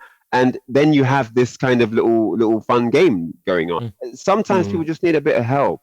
You'll read a Reddit post where someone's flaming a character, but all they're really asking for is some, hey, what can I do about this problem? And if you come with, if you come with a solution that they can use, then it's like, oh, I didn't know that, and there needs to be a bit more of a, like getting angry with someone that has a problem, like help. If you know the solution, then why don't you help them? If they're saying, random hotkeys are too cheap, then why don't you help them with space? Why don't you teach them about the game's movement? Instead of just saying you're an idiot because you're complaining. And I think that unless we get into a bit more of a stride of unity, it's not going to work. Like whatever we do, even if we have the perfect game the most perfect game on the planet, we'll still have these problems if the community aren't more kind of like supportive of. Because the other thing as well is it's okay to be unhappy. It's okay to complain. It's okay if there's something you're not happy with. But it's about then being together in how we like come to that, consensus of these are the solutions. This is the workaround, and this is ultimately why that whole scenario you're having an issue with is actually a lot of the anger and frustration and it's particularly prevalent in the fighting game genre because it's so complex and it's so obscure and hard to get into, is that people just don't understand why they lost. I mean, losing is fine, but if they're given the tools and the means to understand what happened there, you can see that kind of anger melt away.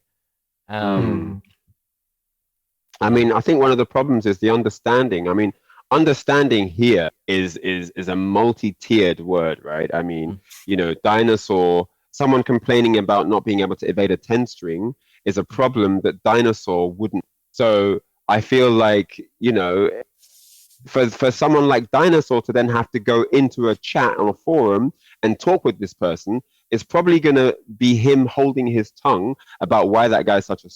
because that's super basic, right? But instead of taking that approach, I think we need to be a bit more like, okay, I understand that I have a little bit more experience in this person. I need to be mindful of that and I think once you just layer the foundation of any of these conversations with respect, then everything changes. A scrub can approach an intermediate player and not get dissed hard just because he has a problem with the other guy. Because that's what it is. I'll go on Reddit or whatever, Twitter or Facebook, and it's just like people getting flamed because their understanding of the game is different to the other. But we're not supposed to have a uniform understanding. We're all different humans, for crying out loud. We're allowed to be different, but that difference shouldn't be knocked. If someone mains Yoshimitsu and they know everything about Yoshimitsu, and then someone comes with a complaint about why Yoshi's broken, that conversation doesn't need to get out of hand. That should be able to be a reasonable conversation between two people that just want to find answers and be better at the game around the fun that the game produces, not around egos, not around, I'm better than you, so you have no say. Because that's another mistake that a lot of experienced people make. I'm better than you, so your opinion holds no weight. That's the biggest pile of crap I've ever heard. Exactly. I've learned so much from people that I've never lost a game to. And I've been able to teach people that are better. So this whole, the entire mentality around the way we share information on a fighting game, that can definitely improve exponentially. Yeah, it's also about like not it's very easy, like in general in the internet, not just like rudeness, but also to like drop into like defined groups of people and then say, you know, well, I don't like the other people in that group. And like within fighting games, it's often like, you know, people be like, they'll be playing the fundamental characters or whatever, you know, they'll be playing or they'll be, and there gets like, as much as I've said, you know, like I think Mishimas and stuff, you need to be rewarded because they're very difficult, and all this other kind of stuff.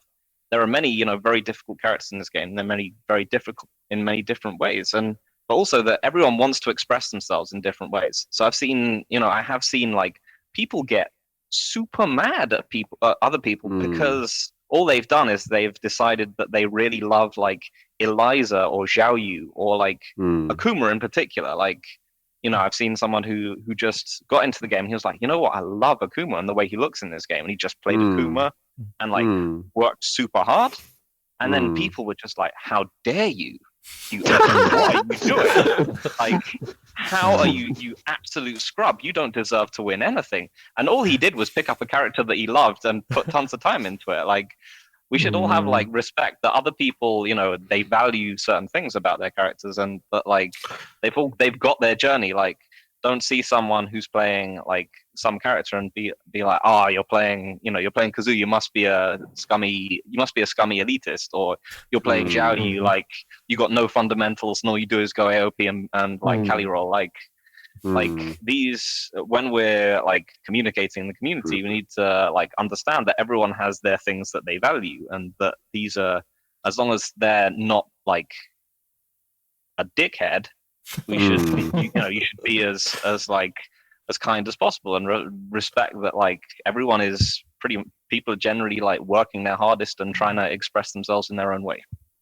Yeah, like characters are not different shoe boxes that you put people into. They're not templates for different, you know, groups, for different user groups, you know. And I think there's a misunderstanding there. Like, yeah, you know, you're a Mishima elitist prick or whatever, you know. You think you walk on water or whatever. Like, no, we're all coming into this from different perspectives. You know, we're all coming.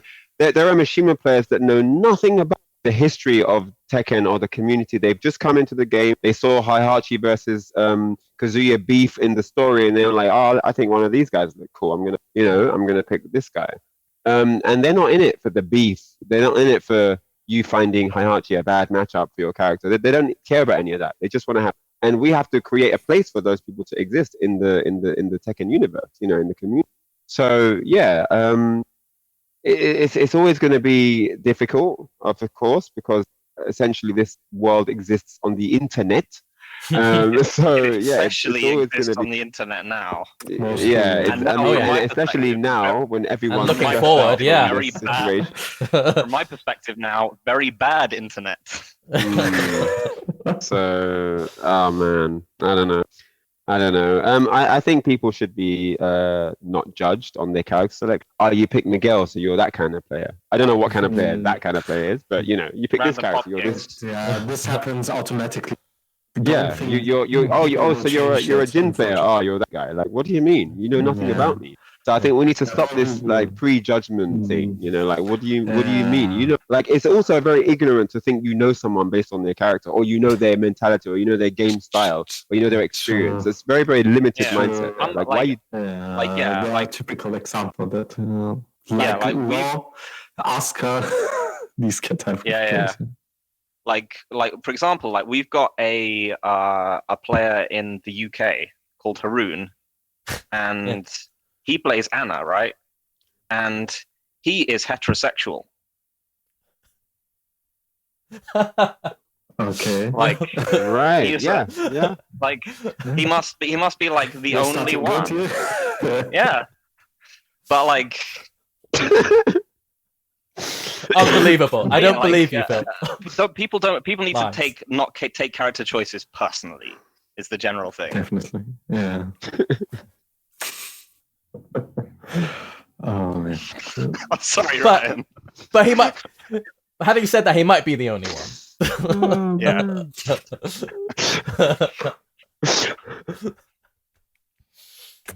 All right, guys. It's been.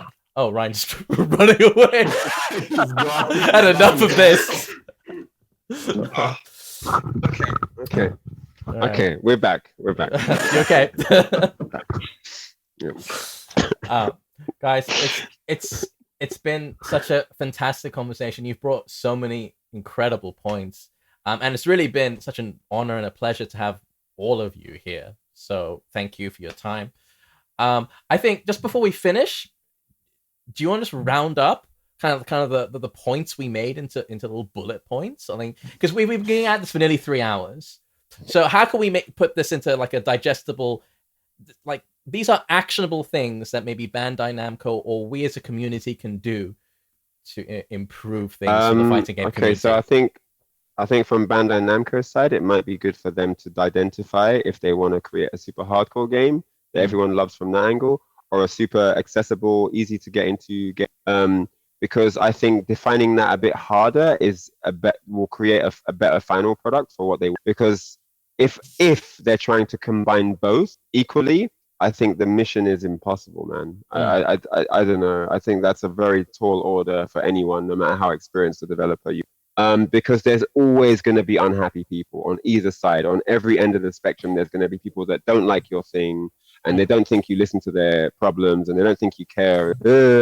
So I just feel like, it needs to be a bit more like, because even us trying to offer feedback, we want to offer constructive criticism. We want a good game too, right? Yeah. But if we don't know what we're working towards as a collective, then it's quite hard to give that feedback. So in terms of how the community can be, I think that's one thing. The community, how we talk to each other, how we address each other, how we help each other improve, how we feed each other with great content, stream content, YouTube tutorials, everything. Like, I think that the way we're listened to as a group by the publishers and developers could change to make that, people investing all their lives into the game could have a bit more input into, like, the direction of the game. Because essentially their feedback's going to hold more weight if they're spending 11, 12 hours a day playing the game, right? They're obviously going to know quite a lot. And then the option of tutorial, because that is something that could help new players get in, something that walks them through the game and helps them to understand the core mechanics of how the game is fun and why. But then I'm not saying that's going to create this massive new influx of players and have a much larger database. I'm not saying that, but it's something that is suggested. I think is very, very worth mentioning. Yeah, I mean, those are my 3 points for now. Yeah. I mean, can we kind of sum that up as like coherency, transparency, and maybe education, as in providing players with tutorials and whatnot? Yep. Yeah. And from the player standpoint, and also just from the game itself, just trying to, like, they should think carefully, like, to build on Ryan's point, do you want the game to be fun or do you want it to be competitive? And if if they want to push these things, they should think of, what is it about these things, these characters, which makes them fun? And often it will be quite a deep and difficult to answer question.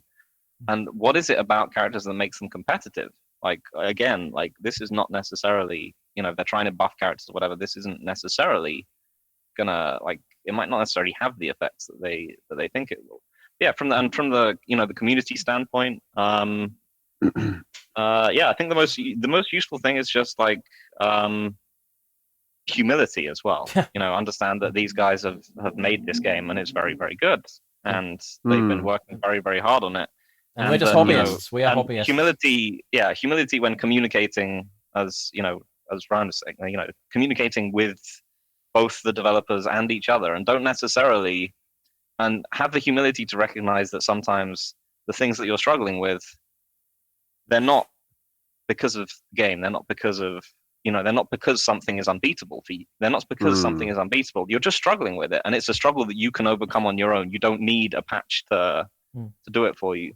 So, I think I think one of the strongest focus points that should be, like, prioritized from everyone, like everyone, any publisher or developer, I mean, when I got into Tekken, it wasn't because of how. I'll be honest, like it wasn't because it was deep. When I got into Tekken, it wasn't a character appealed to me. It wasn't because I liked the costume. It wasn't because the music was cool. I got into Tekken because it was fun. It was just fun. I loved it. I didn't want to switch off my console when I lost. You know, like the game was fun. The priority should be, how is this game fun? How are we making this game fun for its core user base, for its beginner user base, for its intermediate user base? Like, how is this game fun? Fun should be posted on every wall in. Fun. I mean, and yeah, removing options is not fun. You know, having something. How is this? But like, how is it fun? How is it intuitive? You know, like, what am I learning here? What am I spending my time on? You know, like, I think, there are just some certain, like, it's just not intuitive to say I have to now block the health. That's not intuitive. That's the other direction. You know, we're going away from having options and expressing creativity and being yourself and, you know, all those things we talked about in the earlier point. So yeah, fun, intuitive, you know, like engaging from all aspects, just like just genuinely enjoyable, and something that you can share as a collective group. Like Virtua Fighter is a great example for that. Actually, when you lose on Virtua Fighter, you learn a lot, and you feel, you know, obviously you don't feel good about losing, but you also think, oh, you got me there. That was really cool. You know, I didn't think of that. You know, and it's very cool in the way that you can kind of lose and enjoy it, if you see what I mean. So just a bit more of that, you know, and just I think once you start with those things as the foundation, everything else can build on top. Yeah, I think as a player, one of the key things, not just a Tekken, but any fighting game, is that, you know, there can be victory in a loss. You can learn things even when you lose a match. And you should try to break apart your matches, many little victories that sometimes occasionally coalesce into a win or a loss. And that might be arbitrary in the end. But just, you know, don't take loss too seriously and try to enjoy the loss. It's a key part of any fighting game. And how they get people to understand fighting games are complicated, and that's cool. It's a cool thing. It's not it's cool that it's deep. You know, I think that needs to be a bit more out there. Like it's a cool that there's layers of depth, and it's fun because you can learn a lot, and when the learning's intuitive, then that becomes more and more interesting, and you grow as a player, you grow with others, you know, you become cool group that have this like really fun passion that you share. And I think that is also, you know, this it's hard, I don't like it, like that people, those players need a bit more support. I feel to understand why it's really cool. Yeah, I feel like Super Smash Bros. Melee is giving good example how a complex game can be fun for the one audience, the casual players, and very, very complex for the competitive players, since there are so many difficult execution or technical things in it. It can be really appealing for these kinds of players, but also for the players who just want to press buttons and just want to have a good party game or a fighting game in general.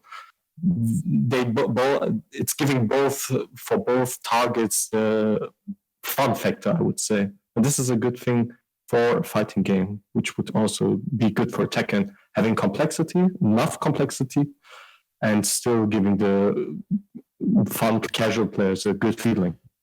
Yeah. I think creating a good fighting game is sort of like catching lightning in a bottle, and it hinges on so many little sensitive factors, and it's really hard to do. As you can see with Tekken 7, just these tiny little balance changes have people up in arms. If you step back, I can look at the whole picture. It's minuscule. You know, you have a few frames more whiff recovery on X move, but you know, it's a lot of things. It's about it being fun. It's about picking it up and feeling engaged. I'll never forget something you said to me, Phil, which is the main reason that Street Fighter Cross Tekken failed wasn't necessarily because of the gameplay. It was because it just looks hideous. And nobody wants to play that. Yeah.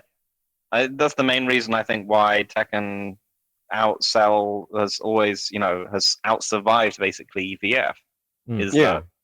It just looked looks- dynamic. It's it explosive. looks more dynamic. Yeah, it looks, and Yeah. you know why it outsells DOA as well. Like it just looks, it's more engaging. It feels meatier. Like everything about it just feels better. A lot of what makes things work is just aesthetics. Hmm. Yeah. No, Tekken is a great game. Let's get that misunderstood here. I mean, it's probably the best game out there right now on the planet. You know, there's nothing is more hype right now in a tournament world than that game. I mean, no one doesn't go crazy when there's a super sick hype rage up and clutch moment and stuff. Like it's just super high energy, that game. In tournaments when it's two top players and everyone's enjoying the tournament, everything is so high octane. Like you can't not enjoy it. I mean, it's yes, it's not perfect, but let's not get it confused here, man. Tekken 7 is rocking. Oh, it's fantastic. It still is. And I think an interesting topic maybe for next Wavedash might be, what is a good fighting game? What goes into it? What makes a successful fighting game? Sometimes they're not the same thing. There's a lot to explore. There's a lot to unpack. Yeah. All right, guys. I think I need to head. Yeah, all of us. But again, Ryan, it's been such an honor. Thank you so much for your time. My pleasure, man. My pleasure. Cheers. And Phil, Dino, thank you so much. It's been great having you. Yeah, it was great to talk to you guys again. Yeah, definitely was. And all right, take care. Sephiblack. Cheers, guys. Take care. Take care. Thank you very much. See ya. See ya. Thank you. Bye. Bye. Bye.